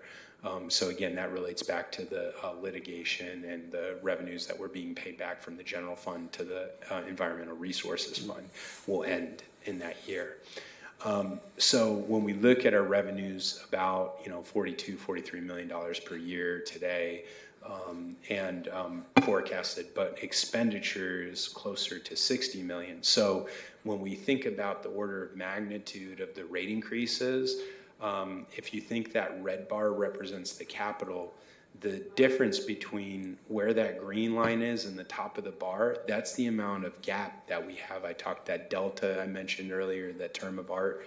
And so the rate adjustments that would be required, we need to get that green line up. And so it's pretty substantial increases in order to make up. Yeah, it's a big gap. And most of it is operating costs. And that's why, I was mentioning earlier that I think a lot of this really crept up over the last few years where we haven't adjusted the rates, and inflation's been about 20% over the last several years. And that's really contributed to that delta. That at that kind of a delta, you can see how quickly the chart on the right shows ending cash balances dropping, because the differential just exponentially goes, and you're talking about $10 to $20 million per year in increasing shortfalls. Is that drop 120 million or 100? Or what? Yes, that is correct. Wow. I mean, that can't happen, but this is all theoretical. But yes, I mean, if you were to somehow be able to allow for a negative fund balance, and you did not raise rates, and we realized the full plan of expenditures that we've identified based on our best efforts and known assumptions today, yes, that's where it would be. Well, I'm not sure if, what would that do to our S&P, total for Credit the utility? rating? Yeah, it would not be helpful to that. It would be bad. It would be very bad. You would and the environmental resources department doesn't have the same sort of capital investment requirements that you would with your water and sewer operations, let's say, or your traditional utility operations. That's very, very capital intensive, and you have to maintain typically net revenues that exceed debt service by a certain coverage ratio is commonly referred to. And, for a AA rated, utility, you might be at a 1.5 times coverage, let's say. Right. And AAA may be above a 2.0 coverage generally. I think that's Moody's. Not only do we lose revenue, but to borrow money, it'll cost us more too. Yeah, and right now interest rates have been going up. So when your credit rating is lower, you're a riskier investment, your interest rates are going to be higher.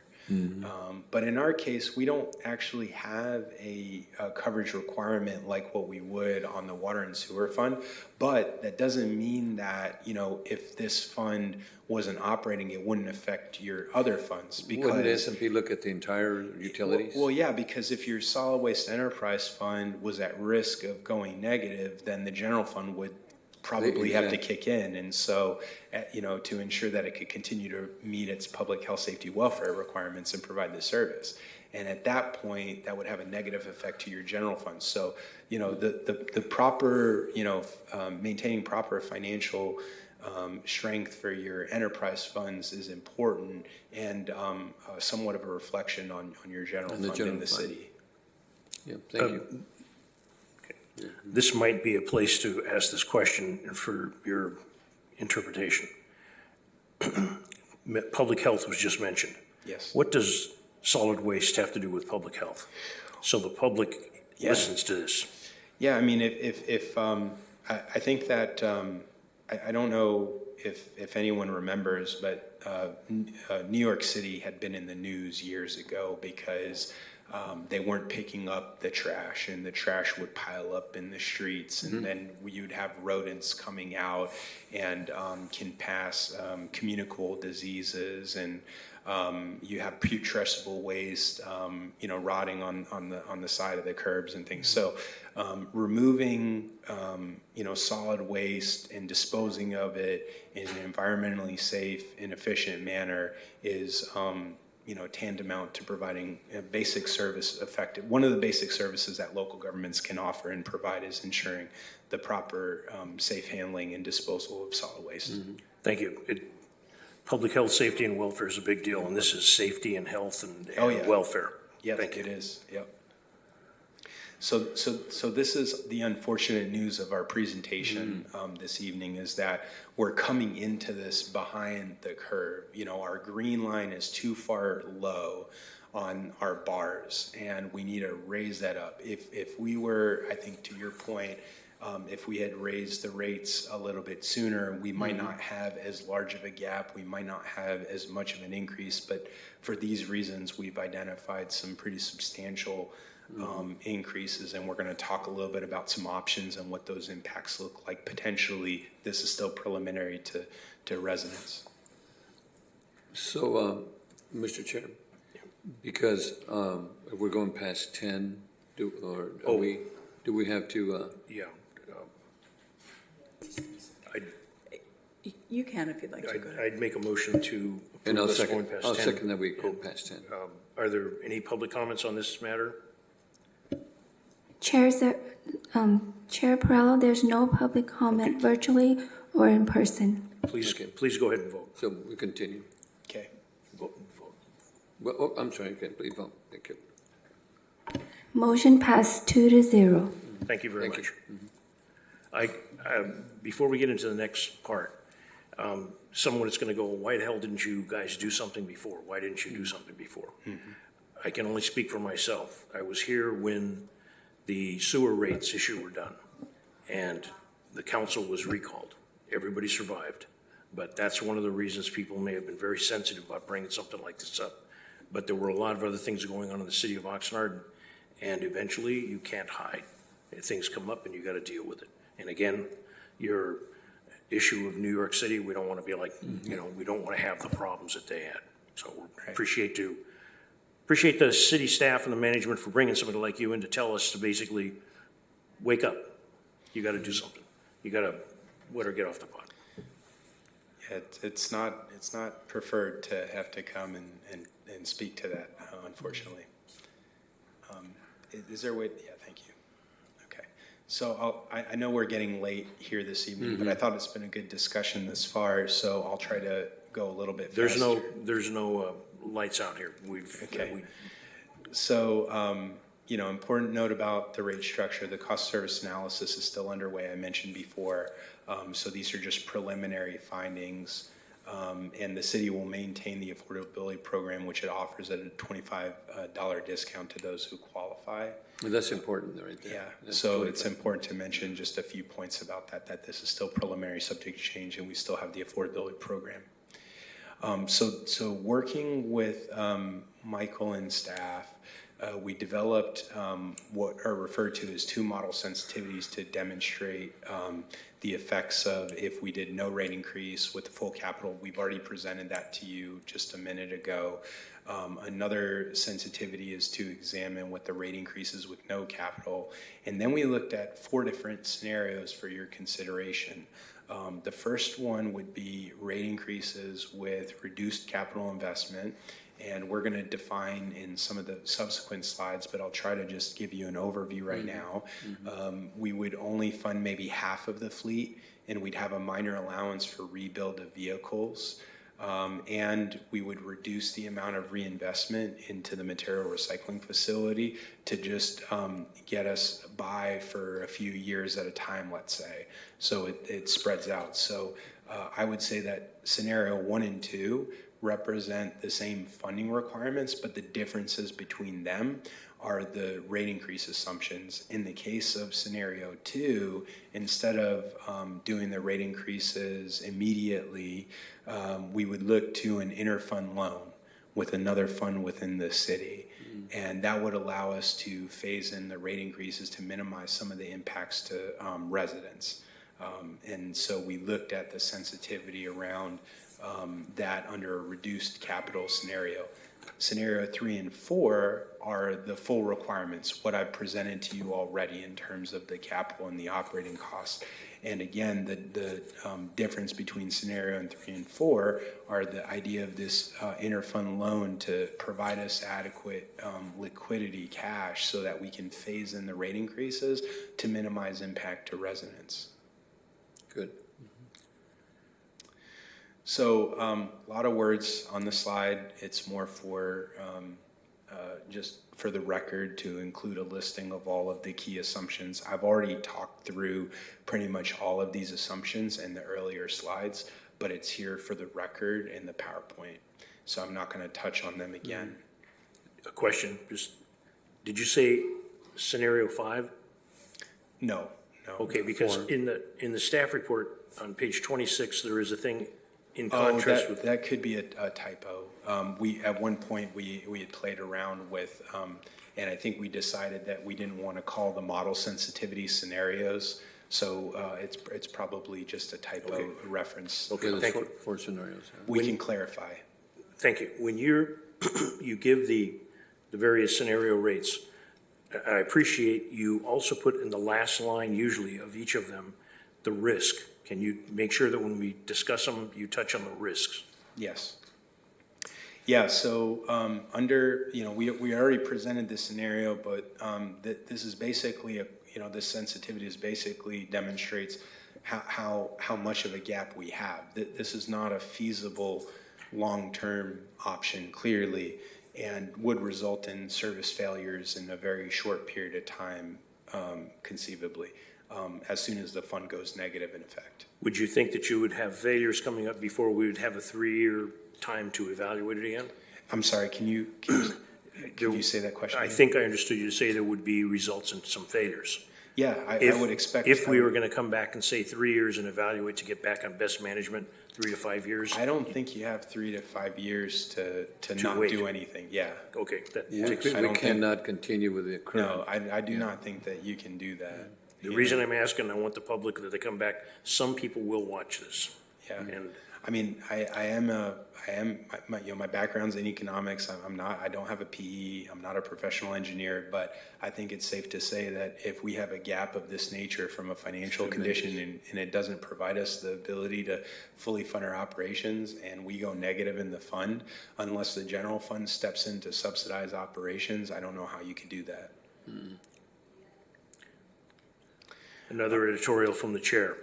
This city survived going through something similar with the sewer plant. We don't want to do that again. Right. So in model sensitivity 2, we looked at to give you a feel for what the bill impacts and what the percentage increases might look like if we only funded all the funding requirements with exception to capital.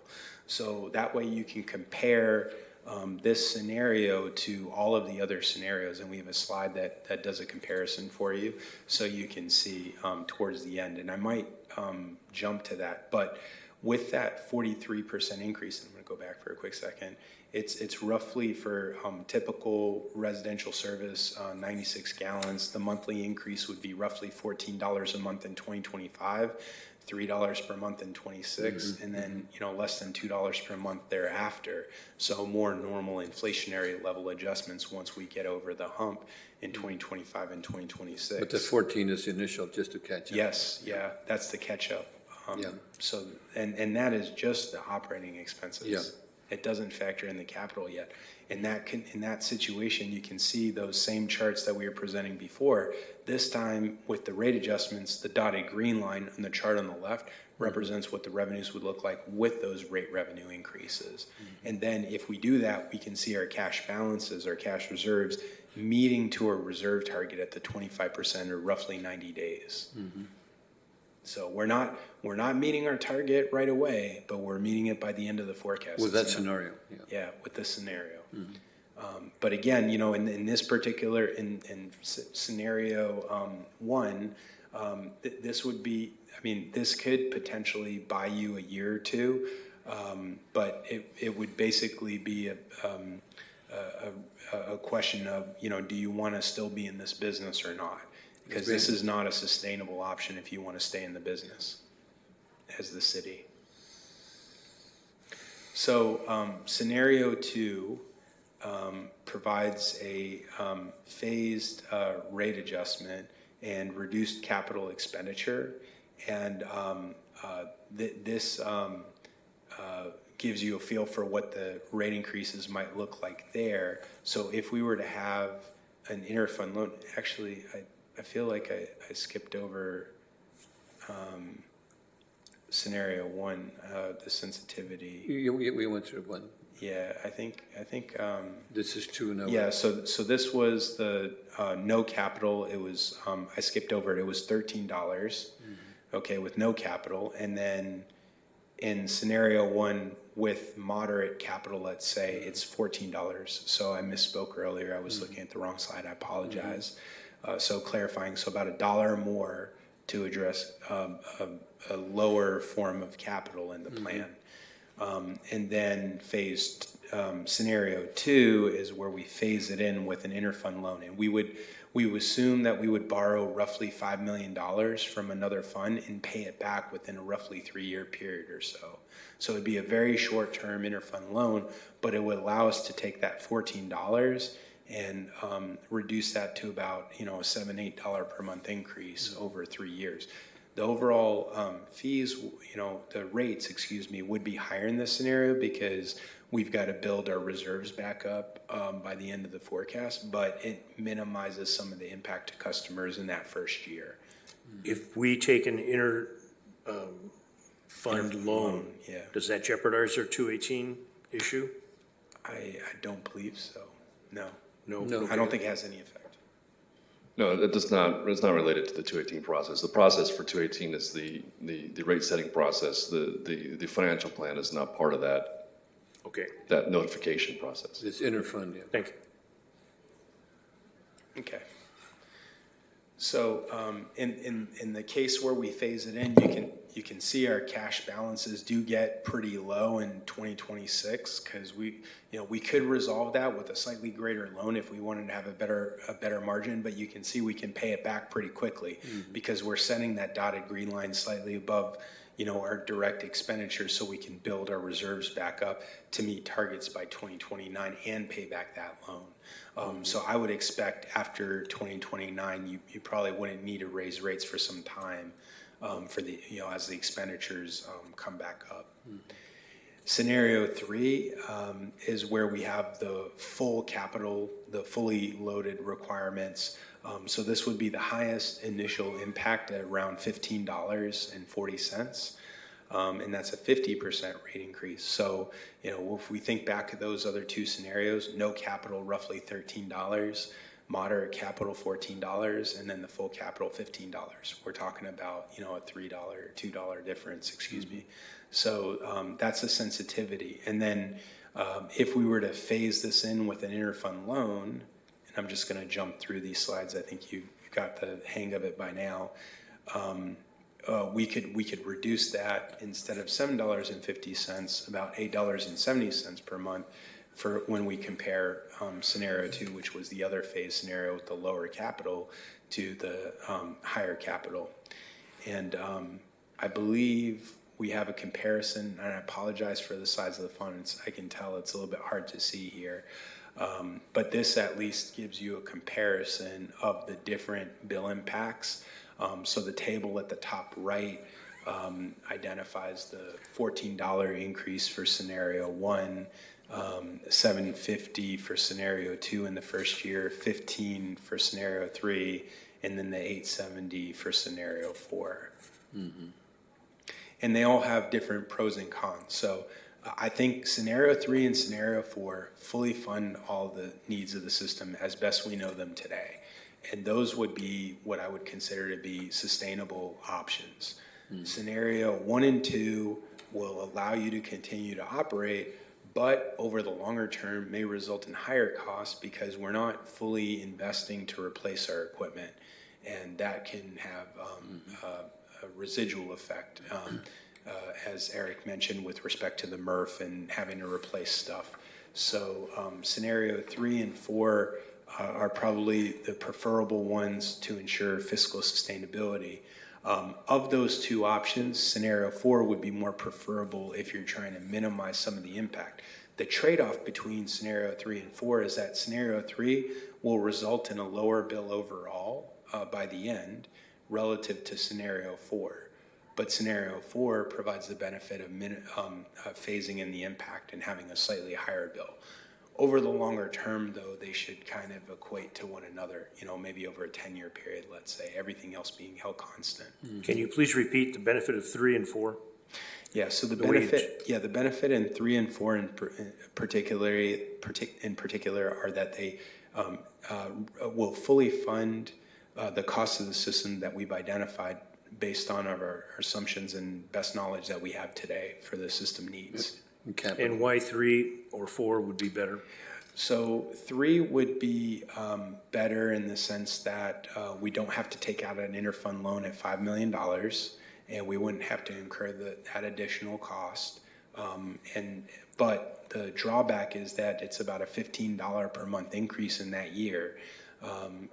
We sometimes refer to it as the rip the Band-Aid option, because it can be sometimes painful to have that kind of an increase in the first year. Scenario number 4 could be considered, it achieves the same results in terms of expenditures, sustainable plan from the perspective of reinvesting into your system. But the benefit there is that you're phasing in the increases. It's a phase approach. Yeah. And on each of these 3 and 4, reading the staff report, the risk on 3, I think I'm reading it correctly, an increased financial risk to other city funds, 3, and on 4, an increased financial risk to the city's general fund. Is that correct? Page 26 and 27. And it just explain a little bit, plain English for the 200,000+ people who live here. So the risk, let me see if I can couch this a little differently. So with the interfund loan, the point is that you're borrowing from another fund, right? So that's the risk, right?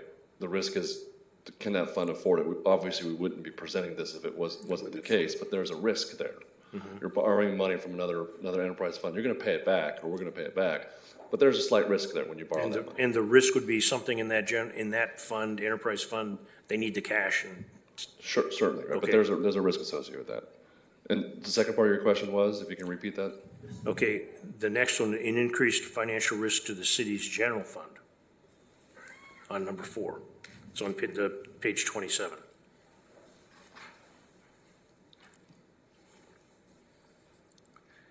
But that would be a potential, wouldn't it? Is that, It's all potential. yeah. Page 27, the top. Yeah, down the top paragraph. last Right, yeah, I don't think that that's associated with, Yeah, if you don't do a rate increase. Obviously, That's if you right. don't do a rate increase and you're having to backfill the operations with another funding source, it would be the general fund. Okay. When it comes to the city council time, I would just recommend, maybe I'm dense, A better explanation. but a better explanation on that one. Good. I never liked bandages tickling and playing. You take the thing off, or you don't take the thing off. But that's a good point But the- to explain it more just thoroughly. people's concerns and the risks and everything involved, that everybody goes into this eyes wide open. Okay, any, next, or is there, Are we done? Go ahead, Jerry, you want to finish up? thank you. It's a summary. That basically concludes our presentation for this evening. This just provides a summary of the percentage increases by year. So if you didn't have any other questions, we can maybe turn it back over. You want to summarize? I have just I want to go through a few that I've asked, that I've written down. Okay. Okay. Okay, just in the staff report, there's a line, what does it mean when the term expenditures materially outpace revenues? I believe it means you're spending money that you don't have. Yeah, go. Right, so that's just a structural deficit. So we obviously have expenditures that are based on contractual relationships, based on the need of the operation, but you're not collecting the revenue to actually cover that cost. Okay, unfunded mandates, we went over that. We have no control, and somebody with a big club is telling us you got to do this, and it costs money, but you better figure out how you come up with it yourself. That's correct.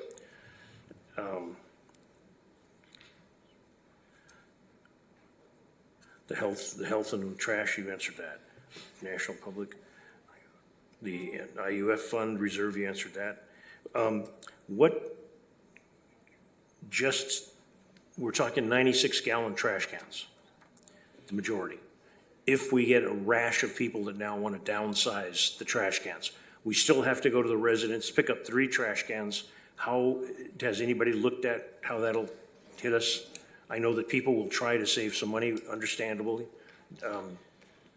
Right, so the state does not want a reduction from 96-gallon recycling and organics green waste cans, but they do want a reduction in the MSW trash cans.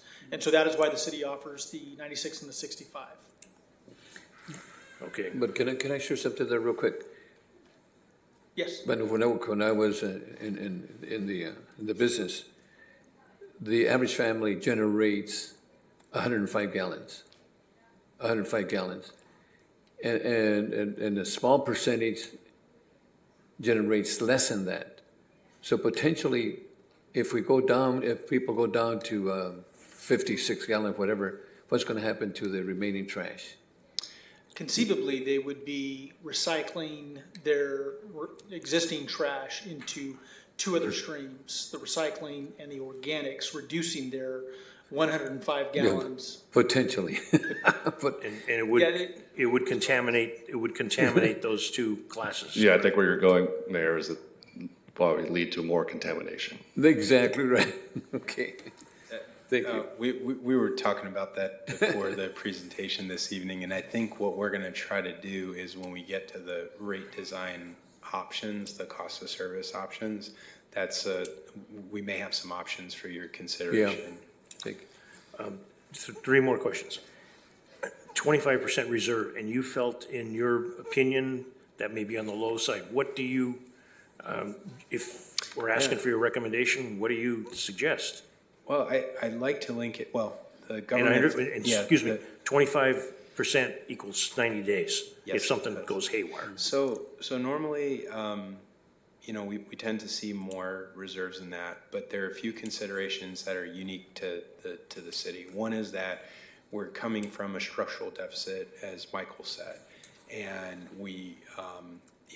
and it would put a lot more burden on the system. So I think it's more of a long-term goal to look at beyond the reserve. But let me answer your question. Your question was, is 25% minimum? What would you maybe recommend it to be at? And the Government Finance Officers Association, industry trade group for finance directors, accountants, things of that nature, have guidance with respect to enterprise funds and recommend that it be tied to a specific need or purpose. To that end, we would want to look at a minimum amount for working capital, like the 90-day target, which is fairly customary. Sometimes it can be 60, sometimes 90, sometimes 120 days, but somewhere in that range. Then we would look to other needs of the system. So maybe you would want to build up reserves for unexpected capital needs, vehicle replacements, things of that nature. So, if you're uncertain about a simple rule of thumb might be 1 year's worth of annual depreciation. And I like that as a measure because it's an amortization of all of your capital costs. Not only that, it's not overly burdensome because depreciation as an accounting measure is based at original cost. And oftentimes when you're replacing equipment, it's at replacement cost, which is substantially greater than what the depreciation is going to be. So, that's a general guideline, but without doing a more formal review. If we go 25% and you want to go a year, you're looking at 100%. I'm not sure I follow that. I apologize. If we can go, if we're going to do 25% equals 90 days. Yes. You need 4 90-day. Oh, yes, yeah. If you wanted to go to 365 days, you'd basically be at 100% and 4 times that level. Yeah. I don't know if I'd recommend going that high though. Okay. Yeah. Okay. Thank you. If I may add, though, the city council has a resolution that establishes that goal of 25%. So there's already a resolution approved by council establishing that goal for operating reserve fund balances. Well, before I leave that, it'd be nice to have a lot of money in the bank. It'd be really great. Everybody'd be happy. You think it might be wise in the future to look at possibly bumping it up? Sounds like what you. Yeah, I think that once you get over the hump of meeting your funding requirements, that one goal to consider would be to reassess whether that's an adequate reserve and it's working for you. I wouldn't recommend necessarily changing it if it's working for you, but there could be other things that you may want to be setting aside for. One of them could be for the purpose of rate stabilization, which wouldn't just be for, the capital needs of the system potentially, with the ebb and flow of costs that you have. So those could be some things to consider. But I think for right now, the biggest focus is just trying to cover our costs and ensure that our cash reserves don't deplete. Okay, thank you. Our CFO would like to add something, please. Good evening. And I just want to elaborate a little bit. We're going to be looking at evaluating the different type of reserves that are going to complement that generic reserve that currently the city has for the general fund or for the enterprise funds. We'll be looking at the need to implement capital replacement reserves, debt service reserves, maybe reserves to cover some of the pension obligations that the city may have.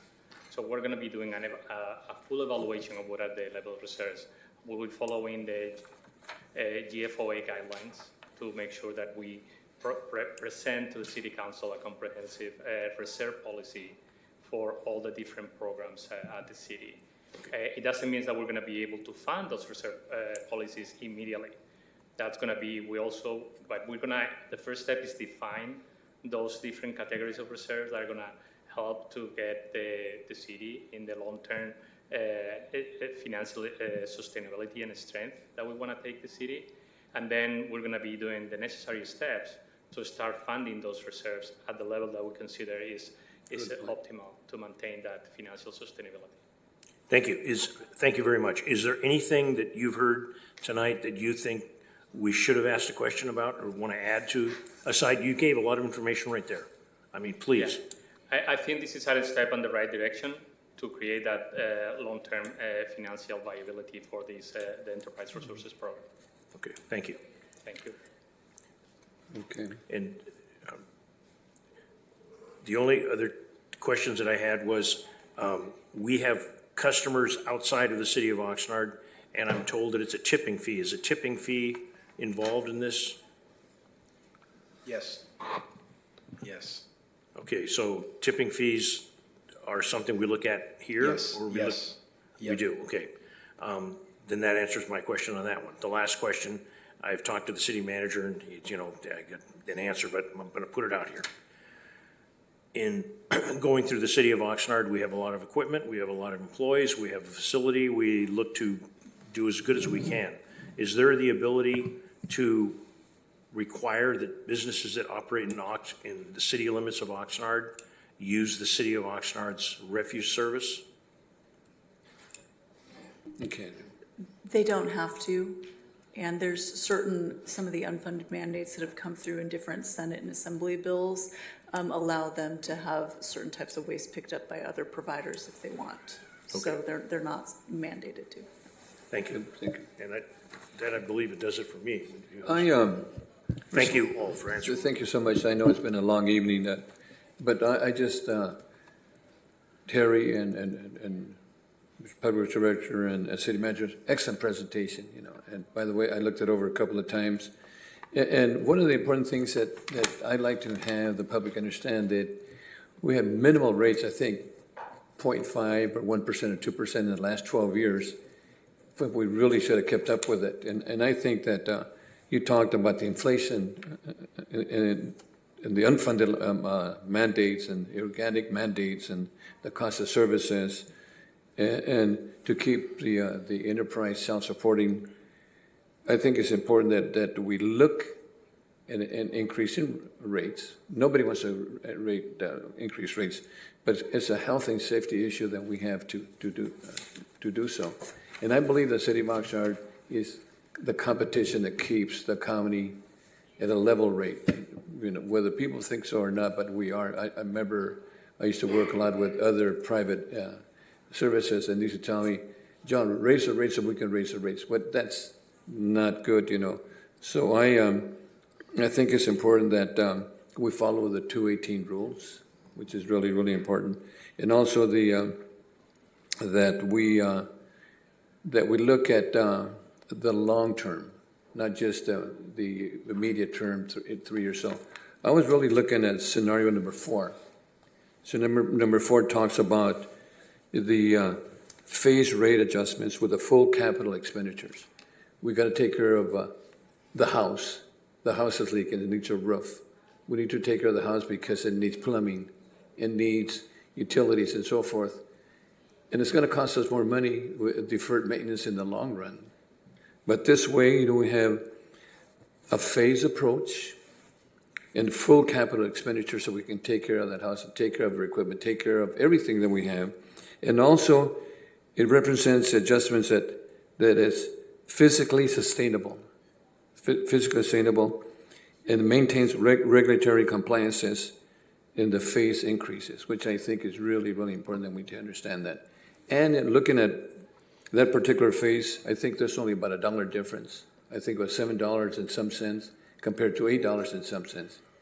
You can't even go to McDonald's to buy a Coke now for $1, you know. You probably can for $1 at McDonald's, but no other places. But a $1 difference, I think, Mr. Chair, phase 4 has a phase approach, number 1, and actually pays for the full capital expenditures, even though we have to borrow a couple of dollars, you know, from the interfund. And I believe that we financially look pretty good that we can do that. And I'm sure that our CFO he's going like this, so that means good. So, but I think phase 4 would be what I would recommend to the city council. You cannot,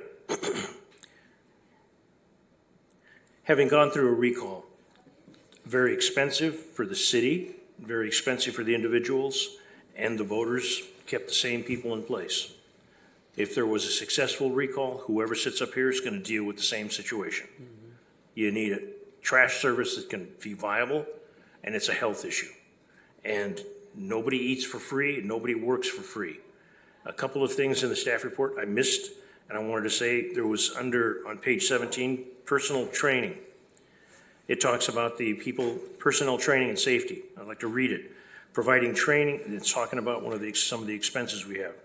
Providing training for waste management personnel and ensuring their safety through proper equipment and protocols. Safety measures are crucial to protect both the workers and the community. The community, that's the residents in this and businesses in this city. As the MRF processors, sorters, and workers are listed as the 7th most dangerous jobs in America. This is not just something you go get some guy off the street and throw him in there, whether it's sorting or driving a truck carrying 20 tons worth of garbage. You got a potential lethal weapon. And the second is on page 14, and if we can have the Public Works Director go over this one again, when they broke it down to the cost per person. That's right. Oxnard happens to have a pretty fertile community, and we have kids. And we may have a situation where there may not be as many families in one waste, but there's 4 people per unit, and they divide it up into the cost.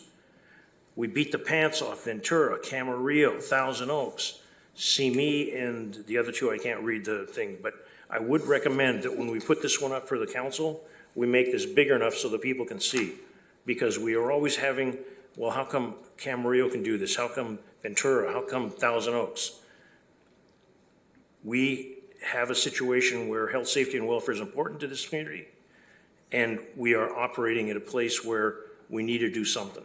It isn't, we can't brag that we got the cheapest trash service. We did that for too many years on our sewer service, and it cost us dearly.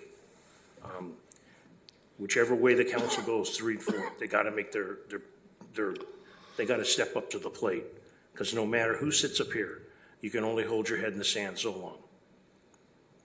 This stuff is not going away. I want to compliment the staff I want to compliment you for the work you provided to us and the staff for getting you here. And I'm sure Mr. Valenzuela would say the same things, but he happens to be sick. He didn't bail, he's sick. COVID. Chair Perrella, if you don't mind, I'd like to Sure. sort of summarize a few things here. I think Terry started off the conversation today, and I wanted to reiterate, these are preliminary numbers, right? This is an opportunity for us to provide some bookends, if you will, or some stratification, or at least some context of what rate increases could look like. These are not options to choose from tonight. I do want to point out a couple of things that we wanted to stress is that this structural deficit is more about the operations and less about the capital expenditures and less about the fund balance. I know we spent a lot of time talking about capital and a lot of time talking about fund balance, but in reality, the majority of these issues, these structural deficits related to the operations, which is, as Terry mentioned, related to recent inflation costs and unfunded mandates, right? So the point I'm trying to make here is the $2 swing for capital is not moving the needle a lot, right? We're already in the $13 and $14 range, and so I don't want a lot of stress or focus to be on capital because it's a small component of what we're talking about tonight. It's an important component. It's an important long-term component, but it's not the major component of what's influencing what the rates could be.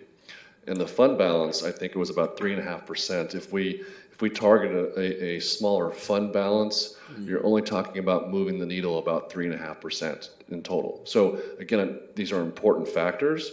I just don't want them to be the focus because they're not the largest component. Having said that, there are a few items. So the intent tonight was to get feedback from the committee on a few things. So I think I've heard most of the feedback. I just want to confirm it. So I'm going to bring up the staff report and go to page 11. We have 5 input items, 5 factors that really kind of drive some of the rates or drive some of the scenarios, if you will. The first factor I think I heard was the committee is comfortable with looking at this from a long-term perspective, which is a 5-year perspective. So we're going to continue to make that as one of our recommendations going forward. We did talk about potentially having a pass-through when allowable. I think that is something that we want to continue to include in our analysis going forward. We would literally be stupid not to do that, correct? Well, I shouldn't have said it. I think we'd be stupid. I think it's a really good fiscal responsibility to do those kinds Fiscal of things going forward. responsibilities, yeah. And then the capital improvement program, we want to make sure, again, not that we will recommend not doing any of it, but there's obviously the scenarios that were presented, either an elongated portion or a much more high-tempoed pace. And so what we're hearing today is that we want to make sure that we invest in the future, so we want to make sure those capital improvements are done. Again, my point there is it's not a huge, it doesn't move the needle a lot, but it is a component of the rate. The other two things on page 12 of the staff report is the reserve fund balance target. We heard that we want at least a 25% reserve fund balance target tonight, so we'll continue moving that forward. And then when necessary or when applicable, we would include any debt coverage requirements in our rate model. So I believe we've heard feedback on all of those items. Unless I missed anything, that's what our intent is today, is to get that feedback on these items. Go ahead. I just want to share something that probably is not in the rate study, but I think that I think you said you have 100 and, how many employees? 130? Almost 180 or 170. 180 employees? 179. 179 employees. I think, Eric, and our staff, and this information should be given to your employees, to our employees, so they can understand that they're part of the process, so they can help us meet those goals, make sure they understand exactly where we're at. And so the more because I used to say, this is their budget, this is their study, and this is their jobs, and this is what they're doing for the community, providing this service. So if you had the opportunity, get, for example, your residential crew and give them the scenario, then the commercial crew and the industrial crew, and share them exactly what we're trying to do so they can help us implement this program. This is their program, this is part of the program, and that maintains an understanding from our employees, which I think is really important. And it's a great point, Mr. Mayor, and I would, you can look over my shoulder, and everybody sitting in the audience here, with the exception of the CFO and his guests, are solid waste employees. And so the importance of this issue is presented with the fact that they're here tonight. They're going to be at work tomorrow morning at 6 o'clock, some of them. So there's an important issue here to be discussed, and you have some of the key employees from the solid waste division here that are able to take that message and you've got good employees, you've got really good employees that are really, a lot of longevity and experience, but I think it's really, really important that the troops understand exactly what we're trying to do. And if I can go back, Thank you. Chair Perrello. Let me just Yes, sir. cap on that for a second. The mayor's 100% right, because going back from remembering what happened when the sewer rates were discussed, there will be numerous people that says we need to privatize. Go with somebody, get rid of the employees, privatize. That's going to come up. It's going to be big. And I think the more that the employees understand what's going on, it'll be benefit. Because the thing that I hear most often, the city of Oxnard is in the business of health, safety, and welfare for the residents and businesses in the city of Oxnard. Or is the city of Oxnard in the business of taking care of the people that work for the city of Oxnard? It's not one or the other, it's both. Both. It's both. And I think the mayor's right. The more the employees understand, the more the employees know they got skin in the game, other than a paycheck. Go.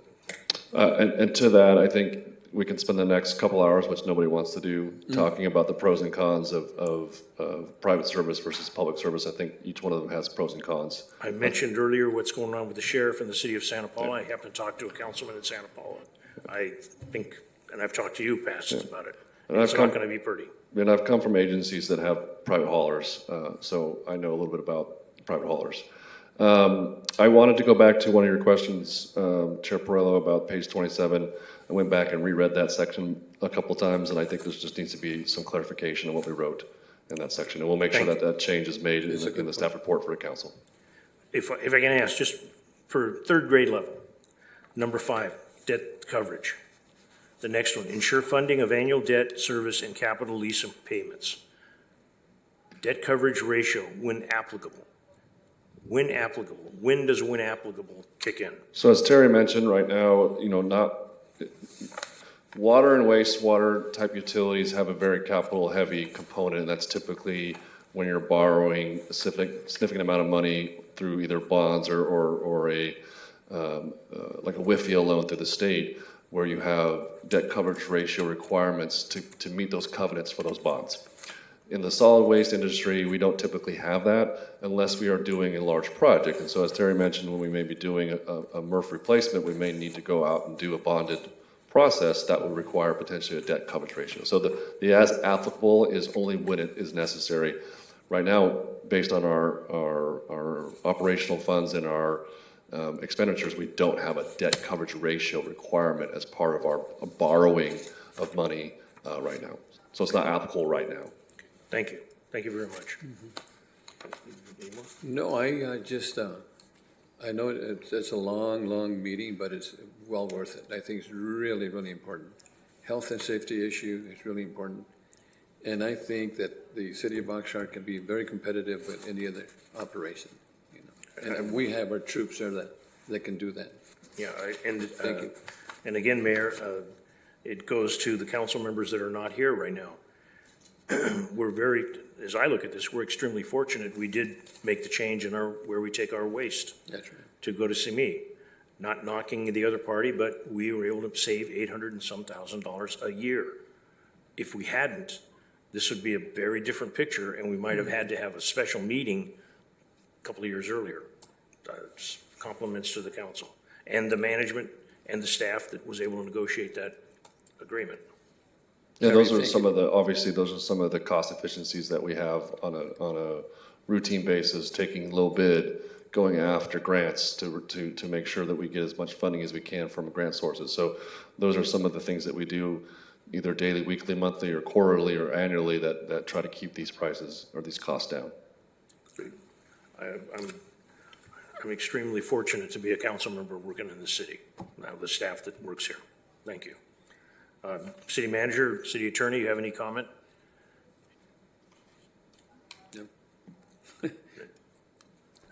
Thank you for the conversation. This is obviously extremely important, albeit extremely dry. But thank you very much. I thought the city manager was going to comment on the fertility of the city of Oxnard. Okay. Terry, thank you for a good job. Thank We you. do need you to move this forward to the council, though, according to the recommendation in the staff report. Move forward and Okay. make a motion to do so. Yeah. Okay, yes, did you make that motion? Yeah, I'll make the motion. Okay, I'll second it. Any public comments on this, Madam Clerk? Chair Perrello, no, there's no public comment virtually or in person for this item. Thank you. Please vote. Motion passes 2-0. Good night, and for those of you who got to go to work tomorrow early, I'm sorry, but this was well worth this meeting. Thank you very much. Thank you. Meeting adjourned. Thank you.